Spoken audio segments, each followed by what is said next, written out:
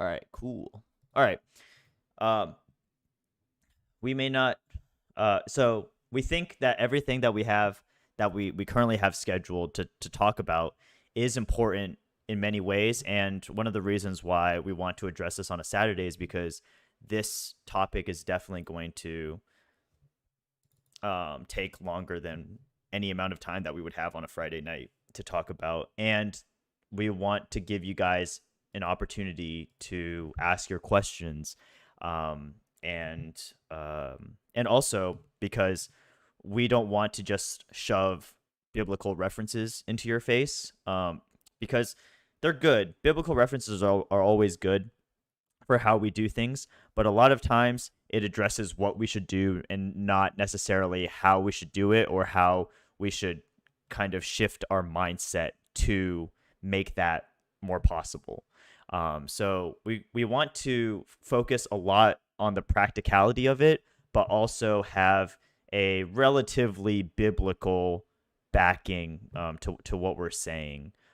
But a lot of this is going to be practical advice, I would say, um, and it's going to be difficult sometimes. Like it's not going to be something that you'll be able to flip a switch necessarily. Or some of these things might be a little bit easier to do that. Some of these things may not, maybe a little bit more difficult. So I'm really hoping uh, that you guys enjoy this. Um, Feel free to ask questions by unmuting your mic and asking, or typing in the general chat, or however how whatever your preferred format is. And if I miss anything, any questions, Ting, if I miss any questions, or Anthony, please let me know and I will check it out because I'll have my notes pulled up over the Discord thing, so I won't necessarily be able to see. Okay. So some of the things that we will be discussing today are may be focused on one section of this, but a lot of it can be co-opted towards other relationships that you have. So just because there's something that's in the friends and acquaintances section doesn't mean that that cannot be in the romantic relationships or the roommates relationships type thing. Um, so and then these are also uh, general advice, not scenario specific. If you guys want specific advice for a specific situation, it's always good to have a one-on-one conversation or a one-on-two conversation, um, so that we can understand the context of it. This is like general advice. It's not going to work for every single situation, but it'll work for most situations. So hopefully that all works out. Um, so yeah, Ting, Anthony, any comments? Nope. I think, yep. David sums it up a lot. Sums it up pretty good. You know, we'll try to give as many, what's the word? Real life examples as well as coming from our personal experience. Um, but yeah, um, if you guys have questions, feel free to ask. We're literally doing this, because we want to make sure you guys are knowledgeable on some of these kind of human to human interactions, as we would call. Mm-hmm. Before we start, are there any questions from everyone else? Anyone else? If no, okay. All right, cool. Looking forward to going through this. So let's go ahead and get started then. How to keep your relationships afloat. That's not really what this is about, but we thought the picture was funny, and Kara came up with that title. But this is really just a general. Okay, how to stay patient in any relationship. Okay, cool. We will probably cover that, or at least cover some ways that will be it'll be easier it'll be easier to have a little bit more patience. But these kinds of things, they're all, I would call them like works in progress. Like no one has perfect patience. Yeah. You might be very patient. You might be a very patient person, but like I consider myself a very patient person. But if you press the right buttons for long enough, I'm going to blow up, and that's not something that I'm particularly proud of. Um, so, uh, so hopefully some of the things that we talk about will help out with some of the questions that you guys have. But yeah, all right. So we wanted to discuss relationships in a practical manner, a topic that we didn't think is um, that we wanted to not go over the spiritual side and as much as the practical sides. We think that Friday nights should be spiritual based. But we did want to start off with a few biblical examples of relationships that that we can use as examples on things to do, which but they're also examples of things not to do in other contexts. But the ones that we chose to show are more of things to do. So Jonathan and David being best friends, and I'm not going to focus too much on this. I'm just going to go through the list. Elijah, Elisha, teacher's student or mentor mentee. Esther and Mordecai, they were cousins. Ruth and Boaz, wife and husband. Jesus and disciples as teachers and students, but also like brothers. They were I would call them a fraternity of folks. God and Jesus as father and son. Mary and Elizabeth as cousins, and God and us as father and son, as well as the Lord and plebs that we are. So these are just some examples, and if you, it's probably a topic for a Friday if we want to talk about, if we want to go dive into a little bit more detail. And it's not to say that these relationships have never had problems before, but they're generally looked upon as examples of relationships to have. So we wanted to go over some very general concepts of relationships. This should apply to most relationships that you have in your life. They could be your best friend, they could be your parents, they could be your siblings, they could be your boss, your coworkers, they could be your boyfriend or girlfriend, husband and wife in the future, and they could be like any other type of relationships.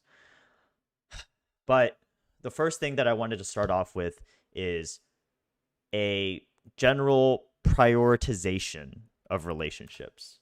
So, what do I mean by prioritization of relationships? Well, we are Fuse, we are Christianly based, we are Bible based, God focused, and that means prioritizing your relationship with God. Now, if you want to take that out, if you just don't believe in God, or you're not quite at that point yet, everything without the God stuff is still like healthy from a secular perspective. But because we're Fuse, we're part of Grace One, the relationship with God should be first and foremost. The second most important is relationship with yourself. You should be, I guess I would call it, self-confident. You should love yourself in a healthy way, not like an arrogant pride way, but you should have a certain confidence about yourself, and you should love yourself healthily before moving on to some of these other ones. Number 3, you should have a relationship with others as friends or people around you. That should be a focus after you've figured out your relationship with yourself. And then your fourth one would be a romantic relationship. The reason why why I chose this order is because if you don't have a good relationship with yourself, your relationship with others is going to be unhealthy. And if you don't have a good relationship with others, any romantic relationship, like a general relationship with others, your romantic relationships are going to be unhealthy or toxic in some way. This works for both sides of the coin. Relationships are all two-way streets. So if the other person is prioritizing relationship with others before their relationship with themselves, then it will also skew things up. But we focus on changing ourselves, and that's kind of what this prioritization means. It's not to say you can't have relationships with others and like before you know figure it out for yourself, but once if you prioritize your relationships correctly and they are in this healthy what I think is this healthy order, um then the other relationships will kind of fall in place. So or like it'll come a little bit easier. I think it is just really difficult to have a good relationship with others or good relationship with a significant other if you don't have a good relationship with yourself and a good relationship with others in general.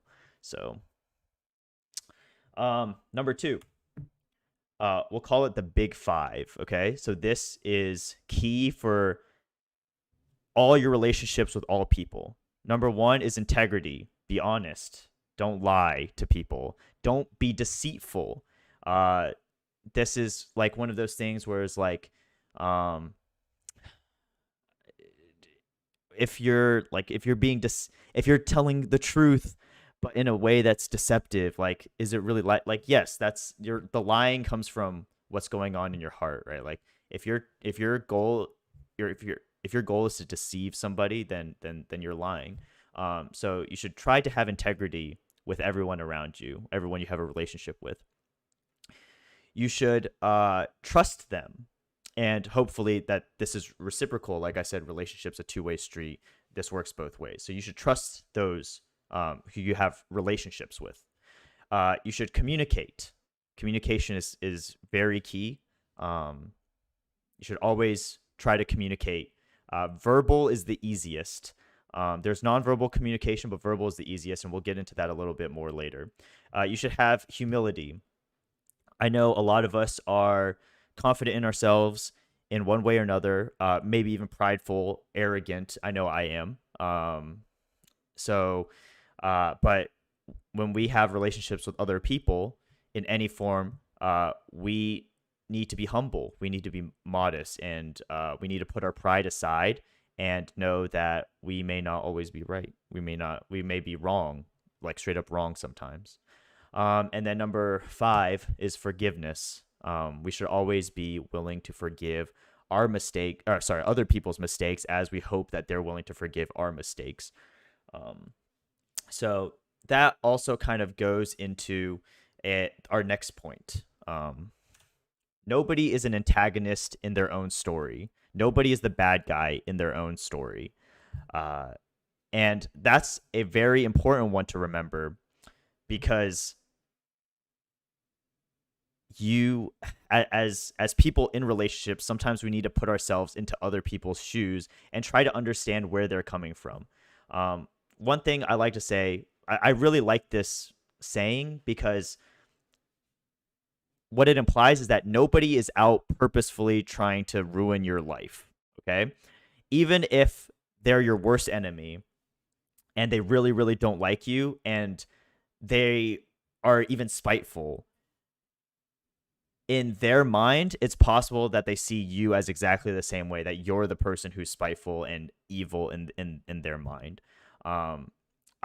I would say, like, as very, very extreme examples, people who are incredibly evil, that we consider incredibly evil. I'm not going to name names, but you guys can probably think. But a lot of those people who are incredibly evil probably think in their own minds that they're doing the right thing for either themselves or the people around them or the world. So nobody is an antagonist in their own story. That includes the people that you know very, very well. So if you get into a conflict with someone, you have to consider that in their mind, you're probably the antagonist. You're probably the one who's unreasonable and difficult to deal with. And that helps a little bit with the patience part. It also helps a little bit with the forgiveness part, in my opinion. So if you switch your perspective sometimes and think of yourself in their shoes, which I do a lot, then it makes it a lot easier for me to try to justify their actions without okaying them. You can it's okay to try to justify someone's actions without being being like signing off on their actions, saying like it's a good thing. It might not be good, but understandable, right? Um, Number 4, I guess. Leave mental health problems to mental health professionals. This is a big one when it comes to friends, family, and relationships, but also you can see this in coworkers, romantic relationships. You see this in coworkers and other types of things. Um, this isn't to say that if someone is having mental health problems that you cannot help them or you can't be there for them or you can't support them or anything like that. But if someone is completely relying on you to solve their mental health problems, or if you are completely relying on someone else to solve your mental health problems, it's going to cause a lot of issues because we, at the end of the day, are probably not mental health professionals. Even if you become a professional psychologist or psychiatrist or counselor or something like that, you should probably not get meddled with people that you know's mental health issues.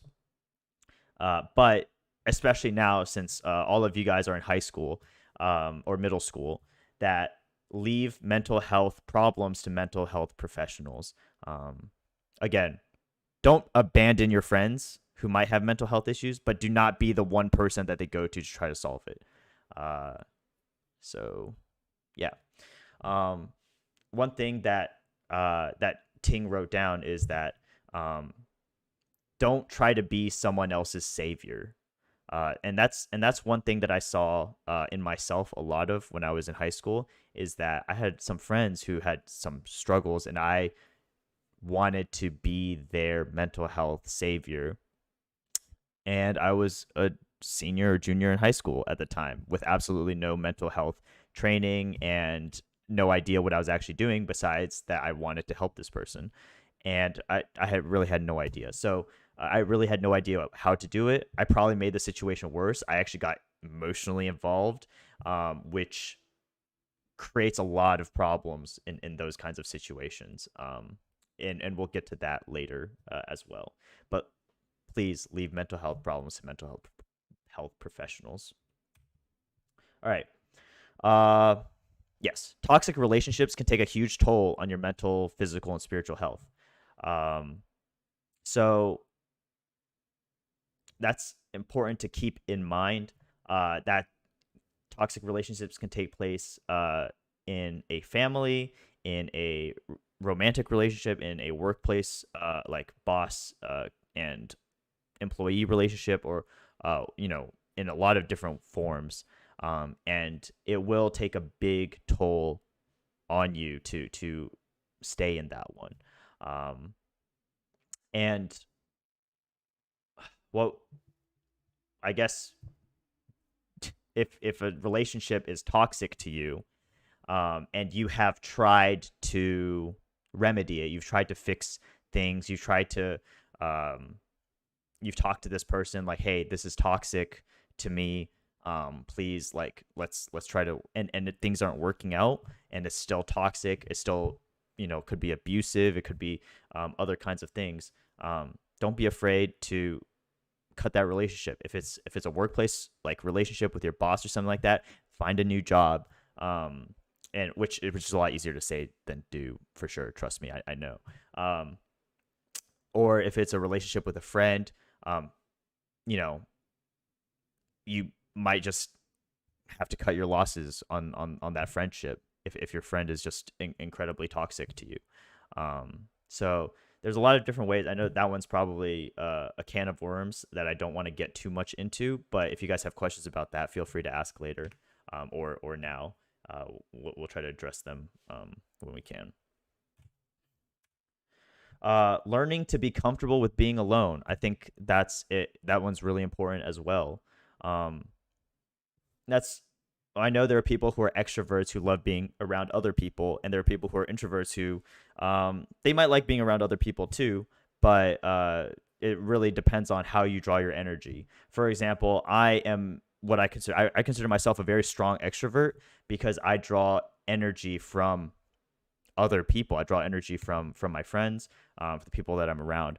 I know a lot of, but I don't like being around a lot of people, or I should say, I don't like a lot of people. So I don't like being around them. So I'd rather draw my energy from the people that I know and like. And then I know people who are introverts who are really friendly, and people really like them, and people like spending time with them. And they, at the end of the day, need to withdraw and be like on their own for a little bit to recharge their battery, because social interaction can be really draining for introverts.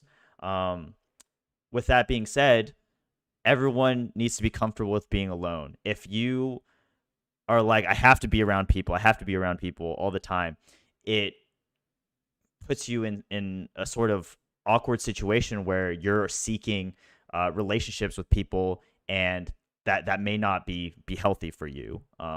So it's pretty dangerous. This will pop up several times throughout the rest of the presentation. But it is important to know that you need to be comfortable. At least you at least need to be comfortable with being alone for a while. I'm not talking social isolation for the rest of your life. I'm not talking COVID protocol, March, April, May 2020 type things. I'm just saying, don't force the issue of trying to find people to be around, because you'll end up being desperate for anyone to be around, and that could be dangerous. Um, Very important point. Stick up for yourself. You have to stick up for yourself and learn to say no. Um, I know a lot of people who get into really strange situations because they are too nice or not willing to say no to something, and that will also pop up later on, because we'll talk about some more specific scenarios. But you need to be your own advocate. If people aren't going to advocate for you, um, people aren't going to advocate for you, um, so you shouldn't expect people to advocate for you. You need to be your own advocate. You need to fight for yourself sometimes, um, and you can't just let yourself be a pushover, get steamrolled on, or whatever. Angela said basically FOMO is real, but you can get over it. Uh, it, FOMO's definitely real. Um, and it's not necessarily a bad thing. I'm not saying, but it's okay to want to be with people and want to have participated in something. Um, but don't take that to such an extreme where it's an unhealthy part of your life. Right. And I think a big part of that, like being comfortable, I guess learning to be comfortable alone, a big part of that is also a good sign of your relationship with yourself.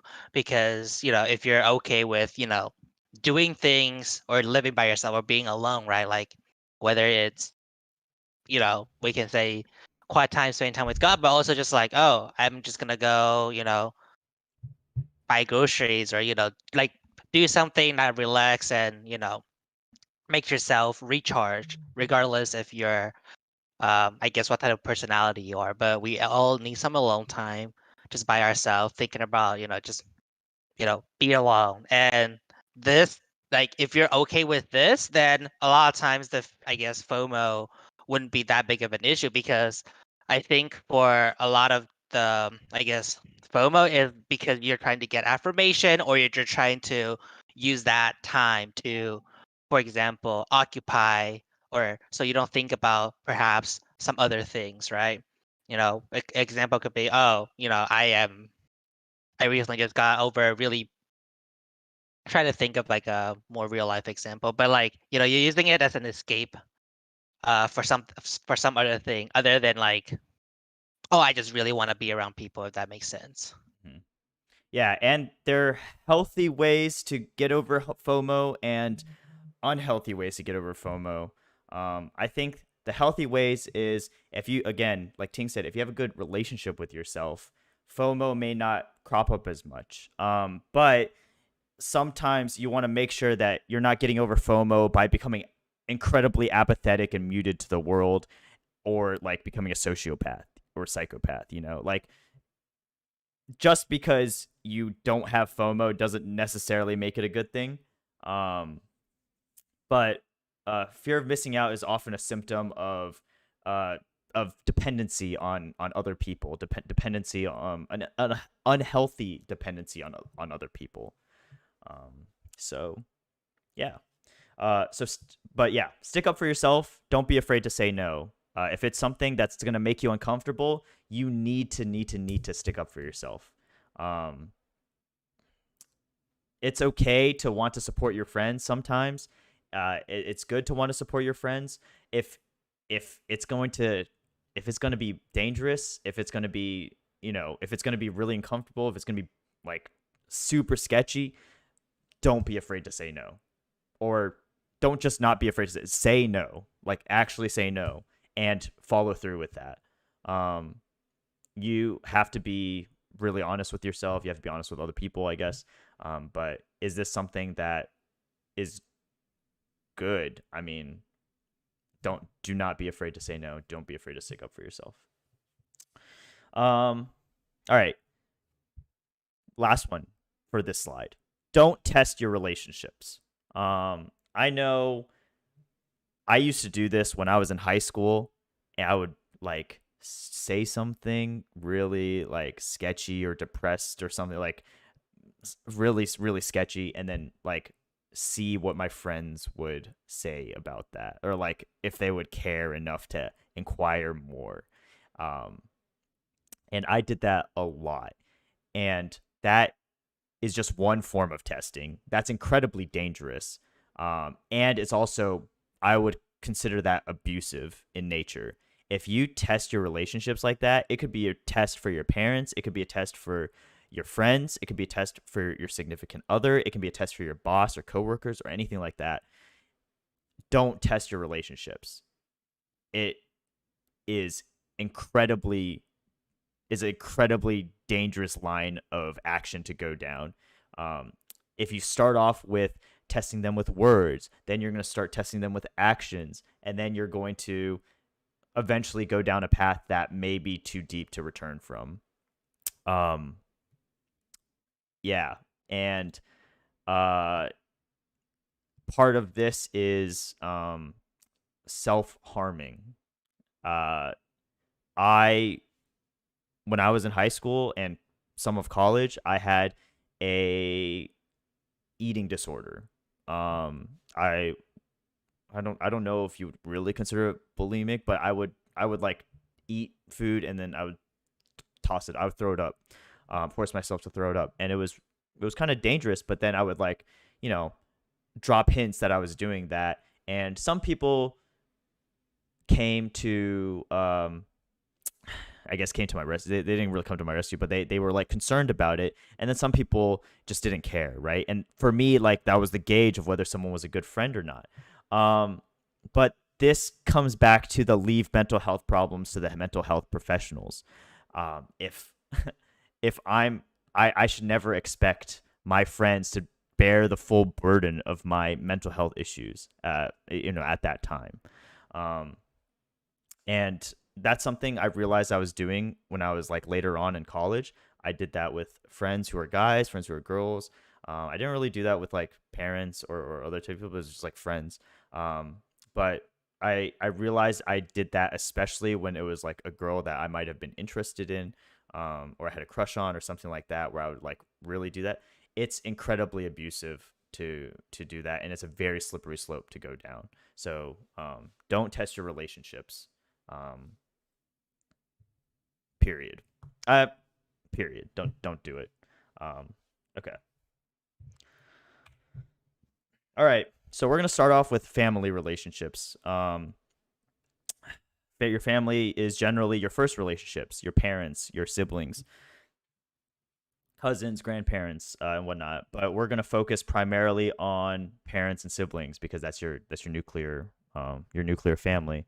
And then for some of the further family, there's you can probably treat like cousins and uncles and aunties as like acquaintances or like older acquaintances or something like that. But at the end of the day, family is family. Um, One thing I will remind you, uh, family is very important. It's talked a lot about in the Bible, but there are some times um, when family relationships can get really, really toxic. Um, you have to remember that you did not choose your family. Technically, your family chose you, and that if it's becoming dangerous mentally for everyone, and you've tried to resolve problems before and it doesn't work, um, sometimes family relationships you might have to separate yourself from them. At the end of the day, they're still your family. You still should love them. You still should love them because God loved us, even though we're so bad. But like, you gotta love your family. But there'll be some parts later on that you can that will fit into this. But your family is still your family. Then you have to respect the fact that they raised you, or tried to raise you, and they may not have been, they may be great parents. They may not have been the best parents. I don't know exactly what your family situation's like, but family is still family at the end of the day. Um, so yeah, so we'll go parents. At the base, biblically, you should honor your father and mother as it is stated in the Bible in the 10 Commandments. So it's one of the 10 rules that God thought was worth writing down on the stone tablet for Moses, or that Moses thought was writing down from God on the stone tablet, on top of Mount Sinai, I think. Um, Honor your father and mother, or yeah, honor your father and mother. Now I remember one question that was asked during a panel: what if your parents are hard to honor sometimes? Well, at the base of that, you honor your father and mother by honoring God. Um, so we'll get into that a little bit. How do you honor God or honor your father and mother by honoring God? So we'll get into that a little bit. But in Ephesians it says, honor your father and mother, which is the first commandment with a promise, so that it may go well with you and that you may enjoy long life on the earth. So it is the first commandment for a reason as well, because God thought it was that important. You should honor your parents, but honor your parents by honoring God. And sometimes that may mean disobeying your parents, but don't take that as permission to just disobey your parents and be like, David told me honoring your parents meant disobeying your parents. That's not what I'm saying at all. And this kind of goes into relationship with God. If your relationship with God is good, you'll know what honoring your parents through honoring God, what that means, and how that works. So, all right, your parents are your parents, and they've raised you, and they've spent so much like of their life, of their time, of their money and stuff, trying to help you grow and be the best that you can be.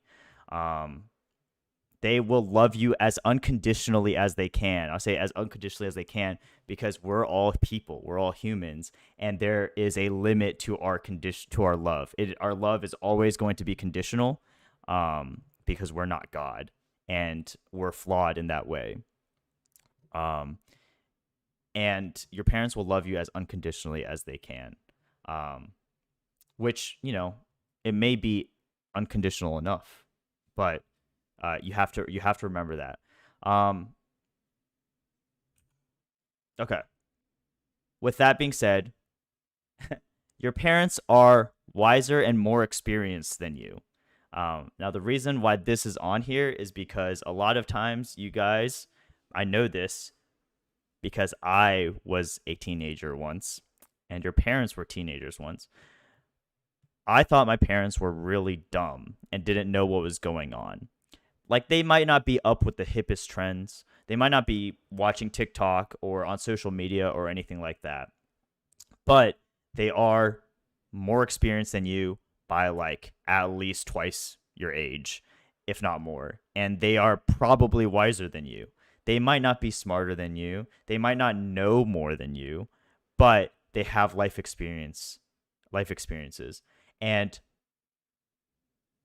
the stuff that they tell you to do, or their maybe sometimes unreasonable seeming demands, they all come from a place of, as said earlier, unconditional love for you. They're trying their best um to make your life as good as possible. And you also have to remember that no one is the antagonist in their own story. Your parents might be an antagonist at some points in your life, but they are doing their best for you, or maybe for themselves. They may be selfish. I'm not counting that out, but they are trying their best, in some one way or another. Grace and patience. I know a lot of parents seem unreasonable. My parents seemed unreasonable.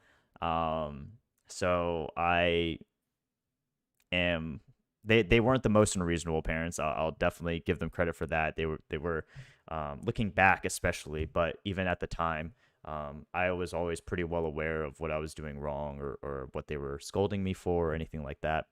Um, but your parents are going to make mistakes, and your parents are going to cross the line sometimes, and they're going to say something that hurts you, and they're going to do something that hurts you.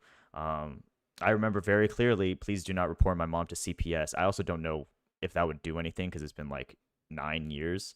But one time I got in trouble a lot at school, and my mom was really, really, really upset with me. And I don't blame her for being upset with me. And I also don't blame her for her punishment, which was she would like she would use like a one of those long Chinese back scratcher things made out of bamboo, and she like would hit me with it. Not like that hard. Like, she wasn't trying to kill me. She was just trying to make sure like I got the point. Um and she definitely went a little bit overboard. I ended up, like, I would maybe consider the behavior abusive, but not necessarily the incentive or the motivation behind it. And I don't blame my mom. I love her a lot, and I think that she was 100% um she had the right to punish me, but I do think she crossed the line in that. She hit me a lot more than probably deserved, and I ended up with like a lot of bruises on my chest and my back, from this. And I I upset with her? I mean, honestly, I really wasn't. I thought I deserved a beating, or at least punishment. Um, and uh, and I was able to, maybe at the time I wouldn't call it forgiving, but looking back, I'm really able to forgive her for that, that mistake, or for that moment of crossing the line. There was another time when my dad wrongfully punished me intensely for something that my sister did and wouldn't own up to.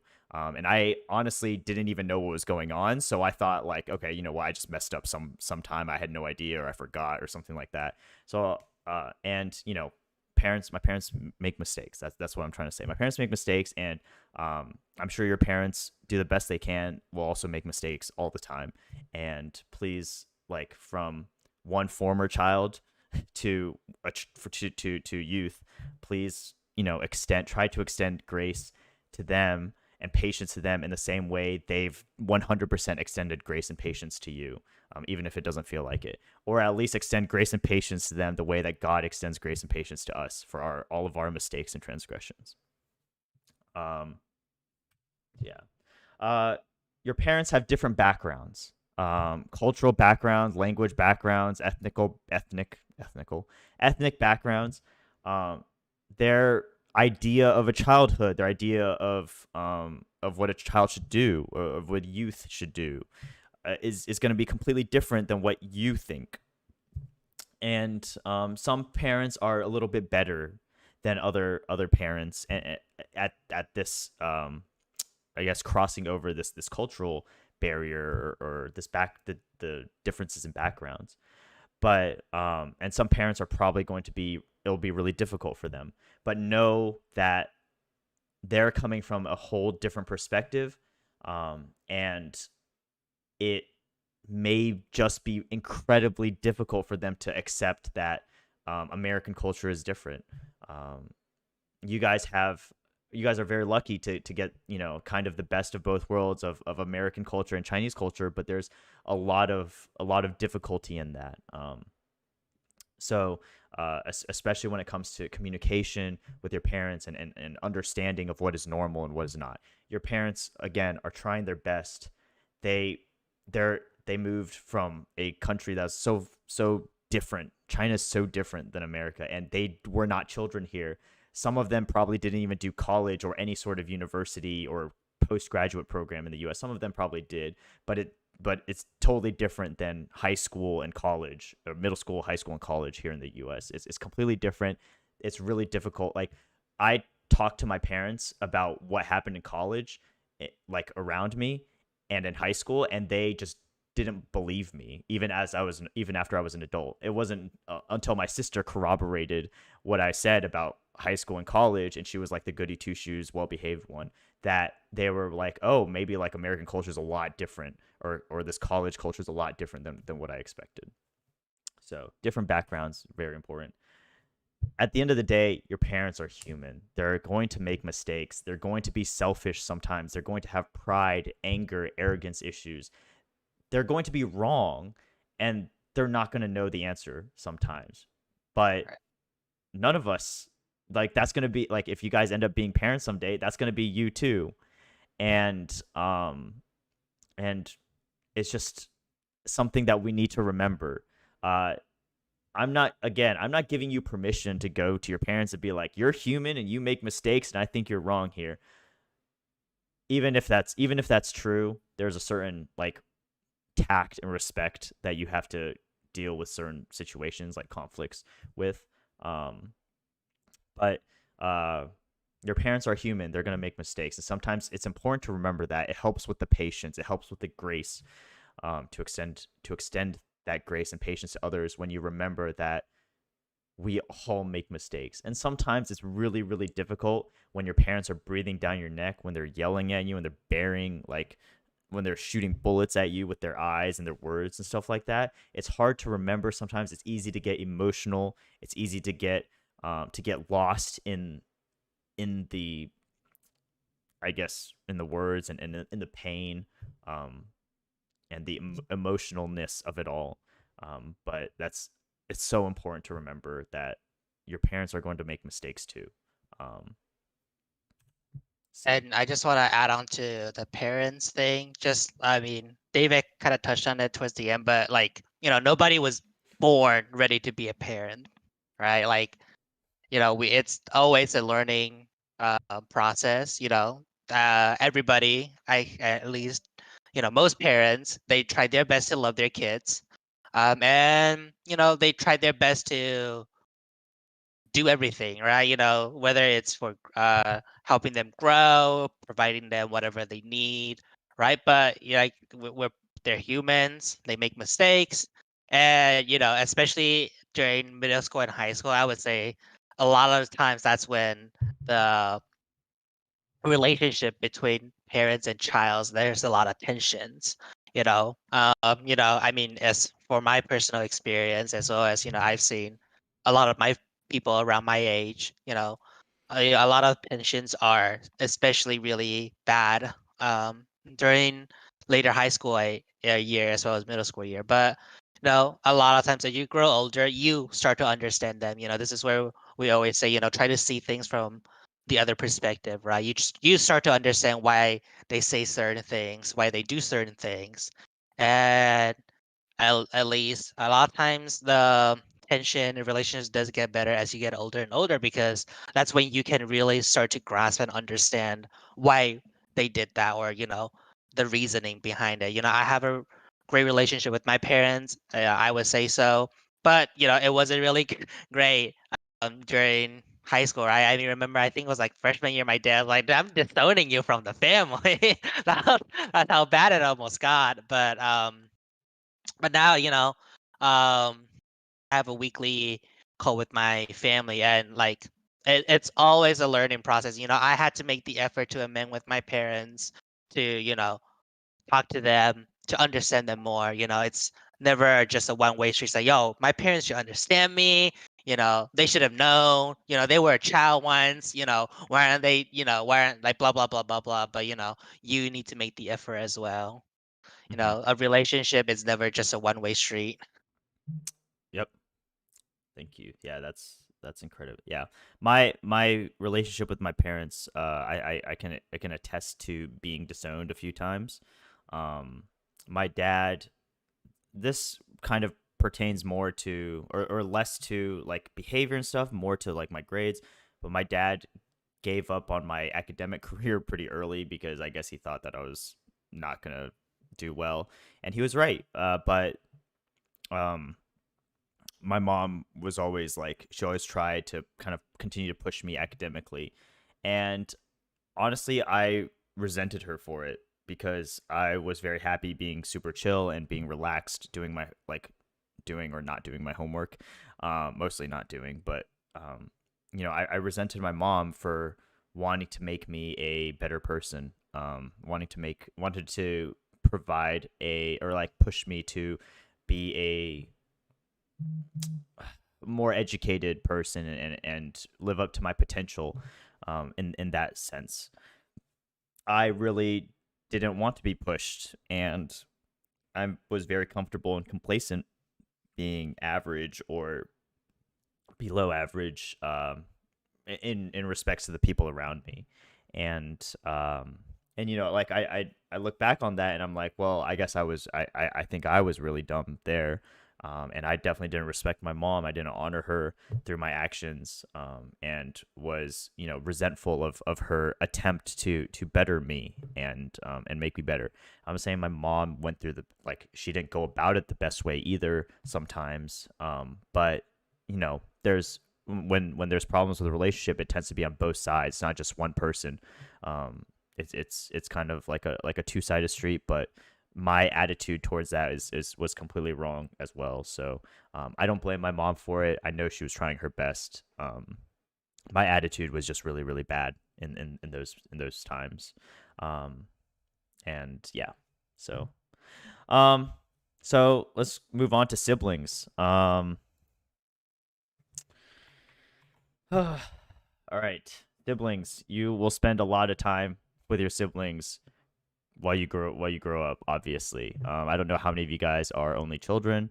I have a younger sister who's 2 years younger than me, and we fought a lot, but we also did a lot of things together. And I owned her in all the activities that we did together, all the competitive activities we did together. And when I didn't own her, I cheated to own her.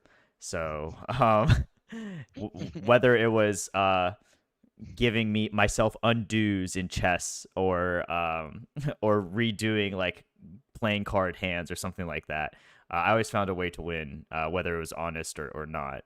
And but I spend a lot of time with my sister, and I think our relationship now is good. But it wasn't always like really really good. So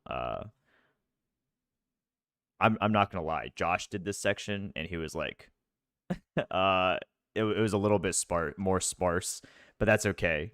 Um, oh no, no. Okay, so so your siblings can either be your mortal enemy sometimes, and they could be your rival. They could be your arch enemy. They could push you to different heights or something like that, or they can like drag you down and whatnot. They could also be your best friend, that know you the best. And I actually currently consult with my sister a lot, about my own behavior either in the past or in the present. And I think she is a very honest person, and she always tells me very candidly what she thinks I'm doing wrong if I'm doing something wrong. And that's something that I definitely appreciate about her. But she knew me really, really well, and I would definitely say she was not my enemy. But I definitely treated her like that sometimes, because siblings are siblings. You're gonna do that. I think Ting can probably relate. Yeah. Yes. Yeah. Oh yes. I have an older brother who's a year older than me, and David has definitely seen me and Jerry yell at each other and go at each other. That's just Because we because play you're a video. dirty feeder in League of Legends. We play League, and when guys play League, we yell. Period. True. I have no excuse. Um, and we're both, competitive. Mhm. Um, but I would say, I because we were both boys and we pretty much grew up together because we're only a year apart. I get to experience a lot of what my brother went through, or we experience very similar things. As I would put it, the nurture part is where the siblings have the most in common with you. The same parents. You guys probably goes to the went to the same middle school, high school. Your parents were probably try to give you the same opportunity. May not, because if you guys are like 8 years apart, yes, that's gonna be very different. But maybe if it's just like 2 to 3 years, your parents are gonna try their best, right? And with that being said, that also means that maybe a lot of the struggles that you go through, your siblings can relate. I also consult with my brother, and we can, me and Jerry, we don't talk about our feelings. We don't just set up a weekly call on a weekly basis. Like, all right, let's talk about you know, our feelings, or I need to consult you with this. But like, when there's things that we need to talk about, um in terms of relationship, in terms of work, in terms of other things, right? We call each other up and we talk it out. I'm not gonna say that me and my brother still don't fight and then we're just always happy. No, that's not the case, right? Like, I still get annoyed at him, I still yell at him, he does the same thing. But also, one of the things that we should always appreciate our siblings is they get to see the best of us, and they get to see a lot of the worst of us. And a lot of times the siblings are the one who are not afraid to call it out. They're gonna call out your BS on this thing. They're gonna say, yes, wow. And I think, at least I would say that's for most of us, we treat our family the worst. We give our best side to our friends, our best friends, our romantic interest, our romantic partner, but then we treat our parents or we treat our siblings like crap.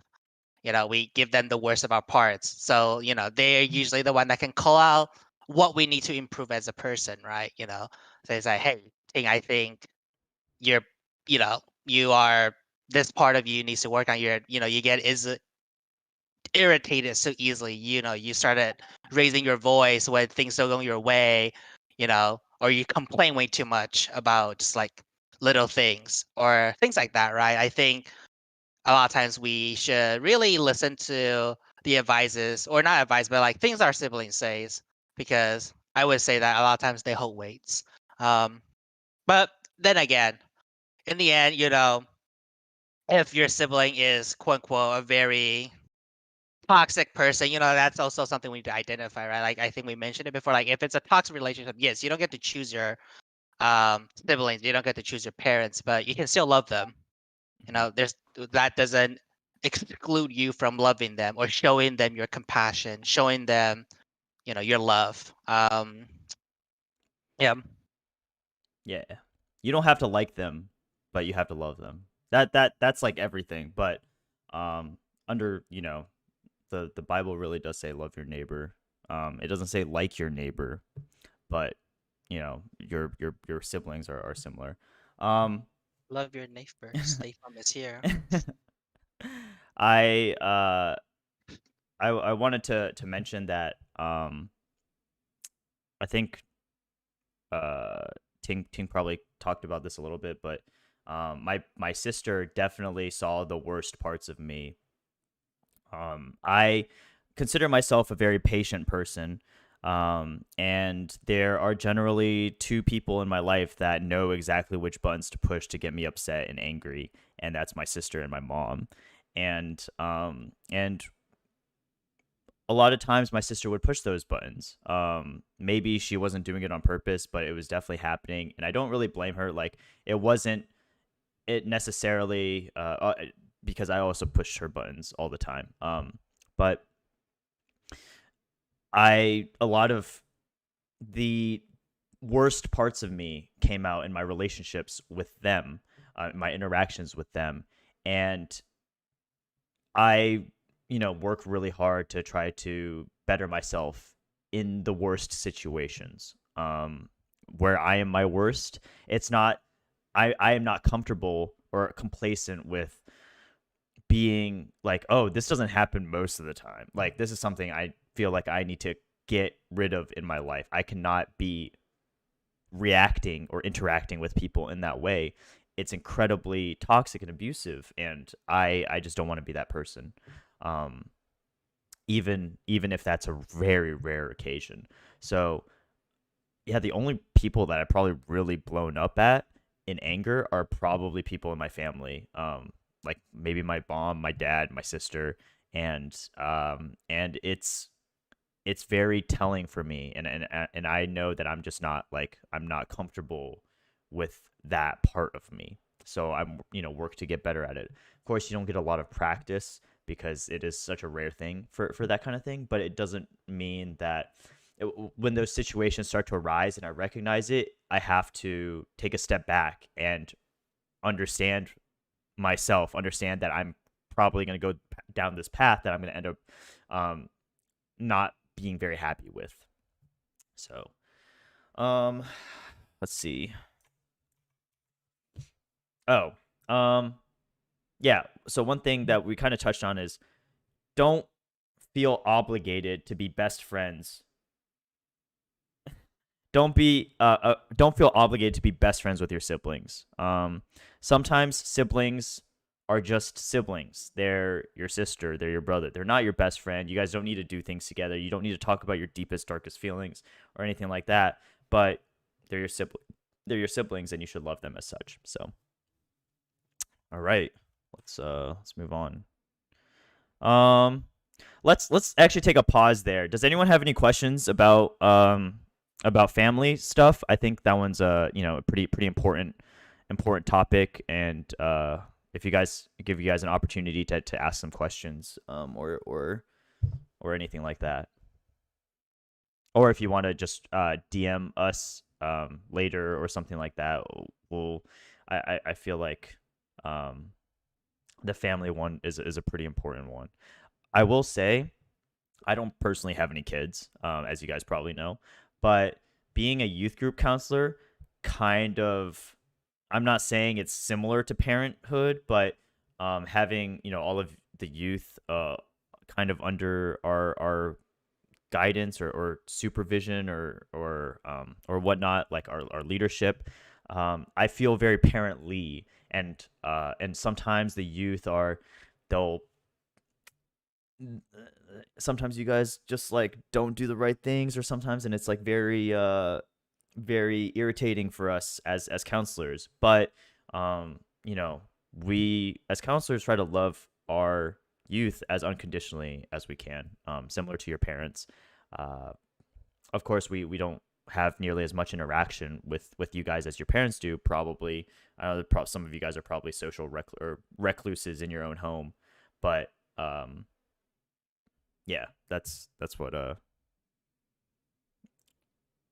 so if I guess no one has questions about family, parents, siblings. My sister said she doesn't push my buttons on purpose because she's too afraid to. So that's fair. All right.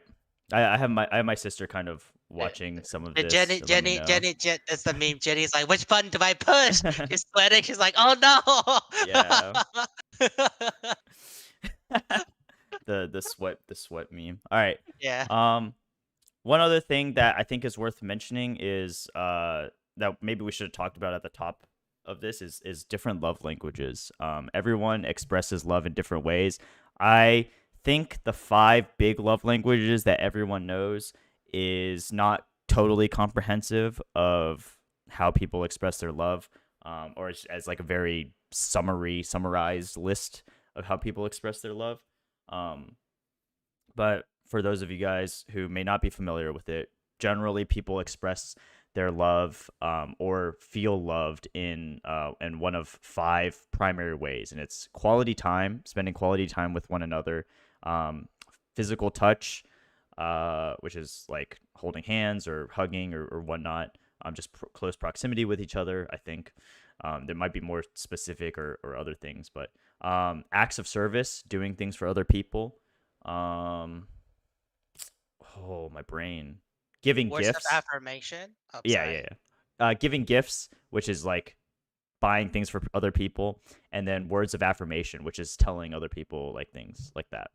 And in and most people probably express and feel loved in one of those five ways. And if you it like I said, relationships work both ways. You and a friend may not have the same love language, but you should try to meet each other halfway. um and if your friend is a gift receiver and you're not a gift giver, you should still try to fulfill them in that way. And likewise, they should try to fulfill you in the way that you like to be loved. um so that applies for your parents, your siblings, your friends, everyone that you know, including, like, I'm not saying like romantically love these people, but like biblically love them, agape love. So um yeah, that also doesn't mean like if your love language is physical touch and you'd be like, hey, like, you should just let me touch you, because some people really aren't comfortable with that kind of stuff and do not cross boundaries or anything like that, especially with the physical touch one. That one's kind of on the dangerous side, and you see like people getting canceled for sexual assault. Like that stuff is real. Like, you can't be like, oh, my love language is physical touch, so you should let me touch you. No, that's not what that means at all. Um, all right. Anyways, let's move on. Um, cool. Friends. Friends, yes. Your first chosen relationship. You choose your friends. You don't choose your family, but you choose your friends. You choose who you hang out with, who you spend time with. Um, so yeah, friends and acquaintances. Again, communication, one of the big five that we talked about in the beginning. I made that up, by the way. You're probably not going to find the big five anywhere else, because I just put the five, me and Ting put the five, what we think the five most important things in a relationship that you should try to have, um, as the big five. But communication is key.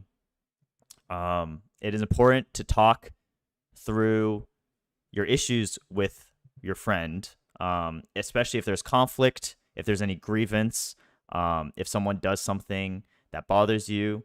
It is important to communicate that with somebody. Or communicate that with that person. And you should definitely try to talk about it early before it starts to become a problem. For example, I'm gonna use Ting as an example, because me and Ting are good friends. We also used to be roommates.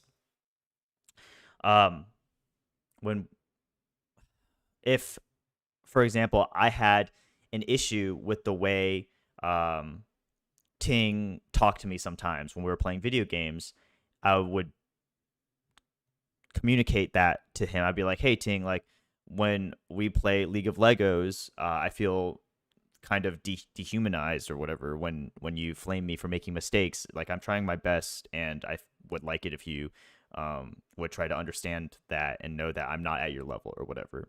And then I've explained and communicated my grievance with Ting.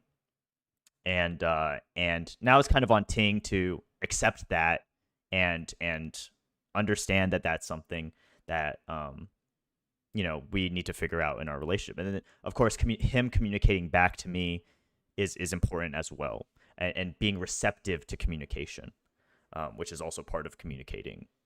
So you want to talk about that and try to have that conversation before it ends up being like, now I'm angry at Ting when we play games together, or now I literally hate Ting because of this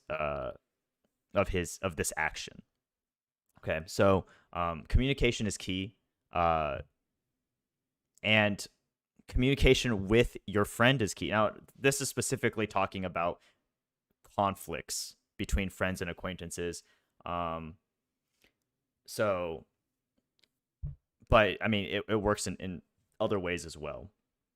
Let's see. I wanted to go down a path, but I forgot it. Either way, make sure you communicate properly and do it before it becomes a problem. Number 2, put your Also, oh yeah, oh go ahead. sorry, I No, just go gonna ahead. say like one of the key thing about communication is that it's not about like or yes, the way you communicate is very important, right? It's not about like let's say we use David's example where I just blame the crap out of him every time we play League of Legends, right? It's like yes, like the way David phrases it is like yes, like he can communicate with that with me like very peacefully, as I would say. It's like hey, this is how I feel. This it doesn't make me feel great, and but then he can also just start yelling at me, be like, "Yo, you are a very degenerate person. Why are you so like mad and just rage easily? You freaking rage monster!" And like then flame the crap out of me. His message is still trying to the message he was trying to get behind all that is like, stop blaming me, right? But the way that I received it is how I would have received it is very different, right? Like so the way you communicate with some other people is very important. It's not you can't just like very negatively communicate your feelings and your thoughts. Mm-hmm. A lot of times these kind of things have to be, you have to try to keep calm, be positive about it, you know. So, that's one thing I want to put out. It's not like you can't just say, I communicated my part, wash my hand, right? And Yeah. then like, all right, so how did you communicate? Oh, I yelled at him. Mm-hmm. Yikes, right? Yeah. That's not the way. You have to be aware of how you're coming across too. Like, um, and then you also have to be aware that you are probably part of the problem. Maybe Ting is upset with me for something that I'm doing, and that's causing him to get more upset and annoyed. So he'll take it out on me a little bit because I refuse to take responsibility for my mistakes or something like that. And then, so the communication, it needs to be an open line, it needs to be a clear line. So, one thing that I really wanted to talk about with the communication part, and this is true in any relationship that you have. Communication is key in any relationship you have. Um, I remember when I was younger, I loved this. I loved identifying as this, the brutally honest one, where I was way more interested in being brutal than being honest. Um, there is always a way to communicate what you want to say honestly and tactfully, and effectively, that is not brutal to the point where you are being malicious, where what you're saying is hurting someone else. Um, being brutally honest, the difference between being honest and being brutally honest is tact. How you approach the situation, you respect the other person that you're talking to, that you're explaining your grievance to. Um, if you are just interested in being brutal and being a meanie butt, then you probably like, look, I really can't get behind that. I used to be that way though. So I totally understand, and I really really liked being the brutally honest one where I was actually just mean to people and not interested in being honest at all. I just wanted to be mean to people while having an excuse to do that. Brutal honesty or whatever. So communication is key. Honesty, integrity is key, but you need to be kind of mindful. You need to be mindful of the way that you're explaining your point. If you put it in a way that is just it's just not going to help yourself, it's not going to help the other person. You're not going to make them better people. You're not going to make yourself better. It's just it'll be a big mess. So, number 2, put your pride aside and see things from the other sides. Expand your perspectives. You're not always going to be right. And I think there's a lot of truth to that statement. A lot of times we get arrogant, we get conceited, we get narcissistic. We cannot see things from other people's perspectives. Again, people are not the antagonist in their own story. You're not always going to feel like you're an antagonist, but sometimes you need to put yourself into the other person's shoes and realize, like, sometimes you're the one who's wrong. You're the one who's unreasonable. You're the one who's making a mistake. And even if you feel like you're more on the right, you need to understand that the other person probably doesn't feel that way. They're not going to be like, yes, I know David is right, but I'm just going to make him, like, I'm just going to upset him for whatever reason or anything like that. And people really aren't out to get you like that. So it is important to see things from other perspectives and understand that in their eyes that you're probably the one who's unreasonable and on the wrong. Yeah. Don't be too quick to judge somebody. I think this is really, really important. You guys probably, I mean, this is a verse that's probably very familiar to you. It's Matthew 7:3-5. Why do you look at that speck of sawdust in your brother's eye and pay no attention to the plank in your own eye? How can you say to your brother, let me take the speck out of your eye, when all the time there is a plank in your own eye? You hypocrite, first take the plank out of your own eye, then you will see clearly to remove the speck from your brother's eye. And I think this is not wrongfully interpreted, but like questionably interpreted sometimes. Because a lot of people, like, I've said this before, but like, yeah, but I think I have the speck in my eye and that person very obviously has a log in their eye.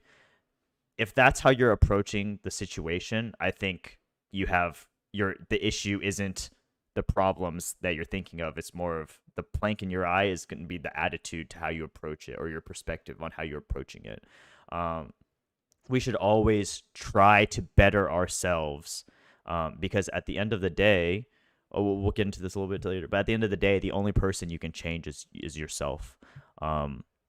You can't force someone else to change. Neither should you allow someone to force you to change. But you should always try to better yourself and be a better person. Not in a way to spite someone else, or in a way to, like, gotcha someone else, like, oh, I'm gonna be the better person today, in an arrogant and prideful way, but more of like, I humbly humbly defer and not take on a conflict because of your pride. So I've definitely been the one with a plank in my eye before. I will now, like, I feel like now I'm very honest with myself when I see that someone else has room for improvement. It's good to want other people to improve and to work with that, but you should also remember, like, okay, what's your motivation for wanting them, or for telling them they're wrong, right? Are you telling someone that they're wrong because you want to feel good about yourself and how morally upstanding you are? Or are you telling someone that they're wrong out of pure and unconditional, or as unconditional as we can be, unconditional love for that person? If, for example, I want Ting to be the best person that he can be, and my actions will reflect that. But if I just want to own Ting and tell him he's wrong all the time and let him know that, even if I was technically correct about some of the things that I say, my motivations, the underlying reasons for that are a big problem. So um, I call that plank eyeing. When you're trying to sometimes people will complain to me about other people when I complain about other people to other people. I will call that plank eyeing. I am plank eyeing, or that person is plank eyeing, because they're trying to remove someone else's speck out of their eye when they have a log or a plank in their own. Um, Corollary to that, when I say communication is key, I'm talking about addressing your conflict with someone head on. You can always consult a friend on how to navigate a situation, but if you're complaining to other people too much, it kind of becomes an issue. And an example for this would be like if I was good friends with, let's say, a fictional character named Munchie, who's my other roommate in college besides Ting, or one of my other roommates in college, but he's a real person, so he's not fictional. Okay, say me and Munchie were really, really good friends, and we like hanging out together, but anytime something goes wrong, I complain to Ting, and Ting doesn't really know Munchie, but like I just complain to Ting, like, oh, Munchie did this, Munchie did that. Now, Ting's the only understanding that Ting has of this person who could be my best friend, who could be like a brother to me, who could be someone I really, really enjoy spending time with. Ting's just going to think Munchie's a terrible person because all I've done is bring my grievances about Munchie to Ting and complain about them instead of like, talking to Munchie directly. There's a couple of points in there. One is you really shouldn't complain too much about your friends to other friends, if you're not willing to do anything about it, if you're not willing to communicate that, communicate your issues with that person. Otherwise, you're just kind of being a meanie and annoying. I don't know. You don't want to be a complainer, but you also complaining about other people will generally leave a bad taste in the other person's mouth about the person you're complaining about, if that makes sense. So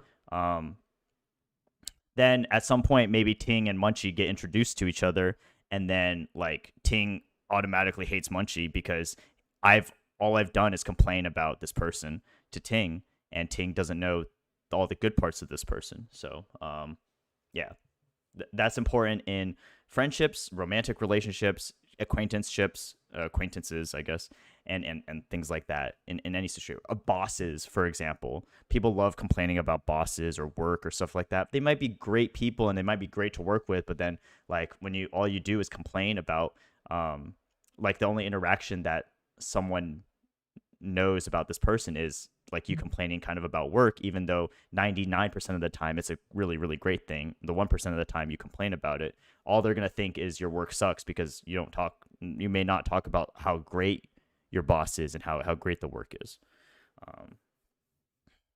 Yeah. Okay. Don't be too quick to judge someone.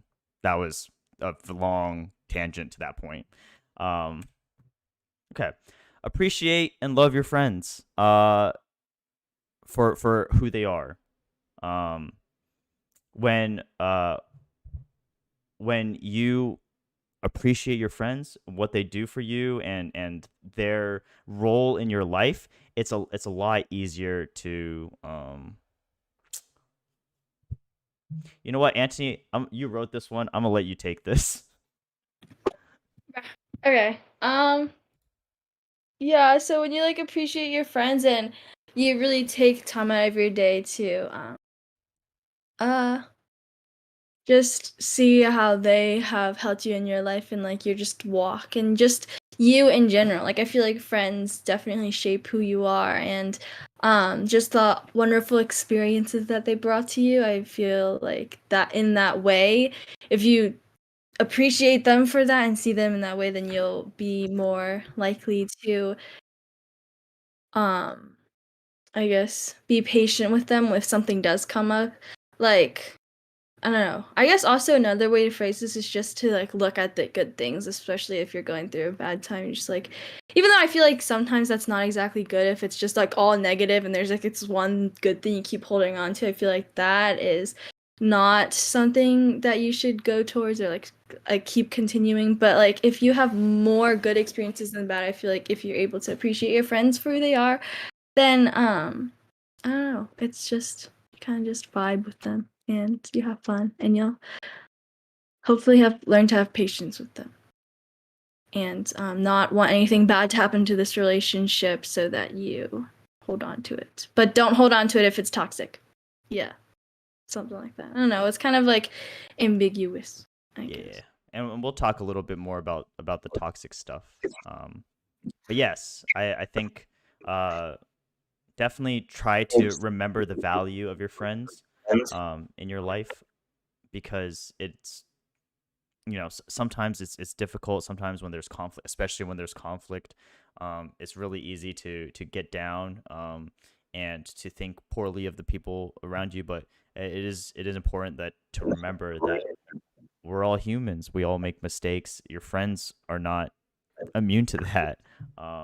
Your friends are gonna make mistakes too. So Right. I think one of the constant reminder of the thing is like um appreciate the people around you, the relationship that you have with people, right?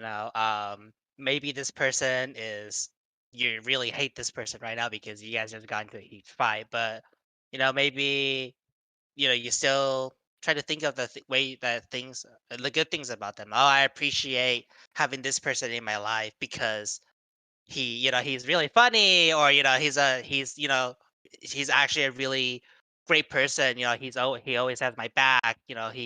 He listens to me, and he's a good brother that encourages me spiritually, right? Maybe you guys got into a big fight because he called you out on something, and you're like, man, whatever, screw you, right? And then uh but like once again, continue to appreciate the people that you have relationship with, friends, families as well. And later on we'll talk about all the other forms as well. But like I really like what Anthony said. Like appreciate them. Think of the good things that they bring to you.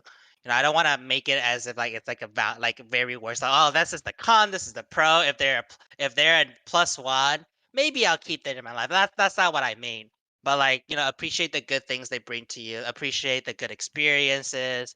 And um, but in the end, if it's really harming you as a person, your growth as a person, maybe also learn to cut ties. mm-hmm. All right. Here's the thing. People are gonna change. Your friends are gonna change. You're going to change. But you should not try to force somebody to change, and you should not try to guilt trip somebody into changing just because that's the way you want them to. Similarly, you should not allow yourself to be forced to change or guilt tripped into changing just because someone else wants you to. You're going to change, and we, as your counselors, we hope that you change always for the better. But we know that's not always going to be the case. Some people change for the worse. Some people have to get worse before they get better. And your friends are also the same way. But like I said earlier, you're the only person who can change yourself. You can try to enact change on someone else, but it's their prerogative to change at that point. You are the only person who can change yourself, and God can change you too. But in this case, you're the only person who can change yourself. And other people are the only people who can change themselves. So with that being said, if people change, if you change, if your friends change, your friendship will change. Sometimes it will get better. Sometimes it will get worse. Sometimes it may just dissolve, and sometimes it may break. It may snap. It may just be a harsh ending. And obviously we'll do our best as humans to work on our relationships or to end them in amicable ways. but that's not always going to be the case, and there will be some times when there are conflicts, and there will be some times when friendships just kind of dissolve and go away. It could be the longest friend you've ever had, and things have changed and you guys are no longer friends anymore, and it could be someone you met yesterday and something happened, so yes.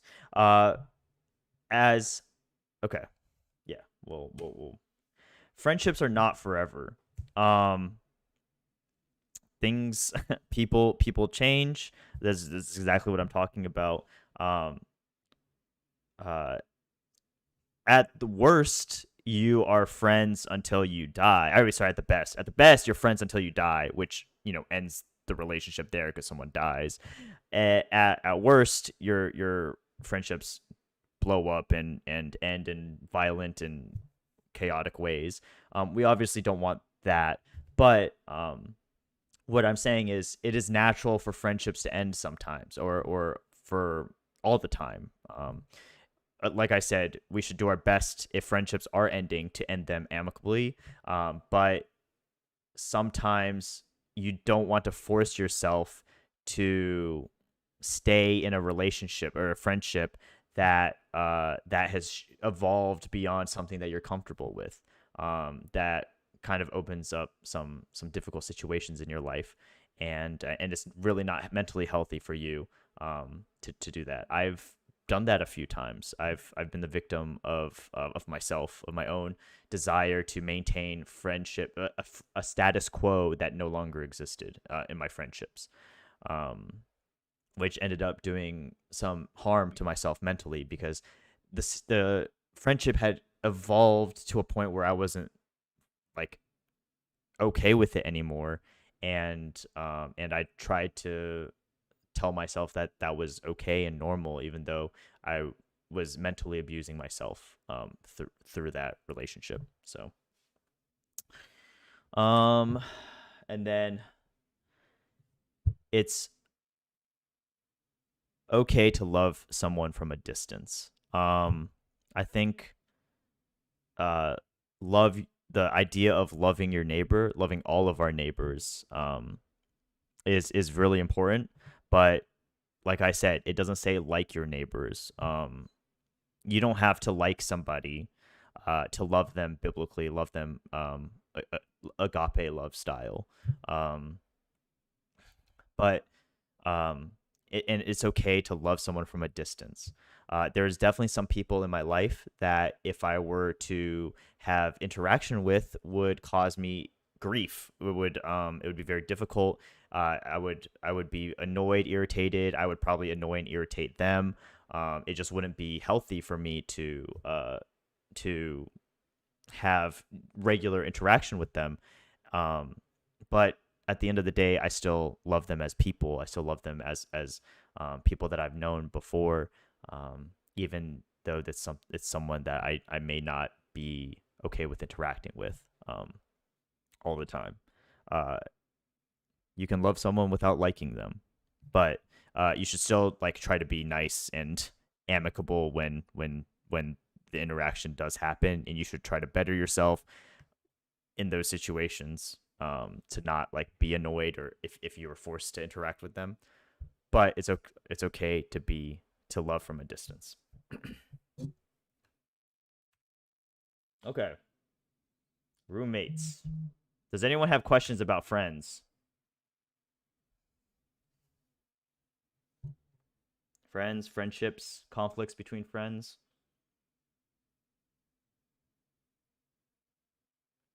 Uh oh yeah.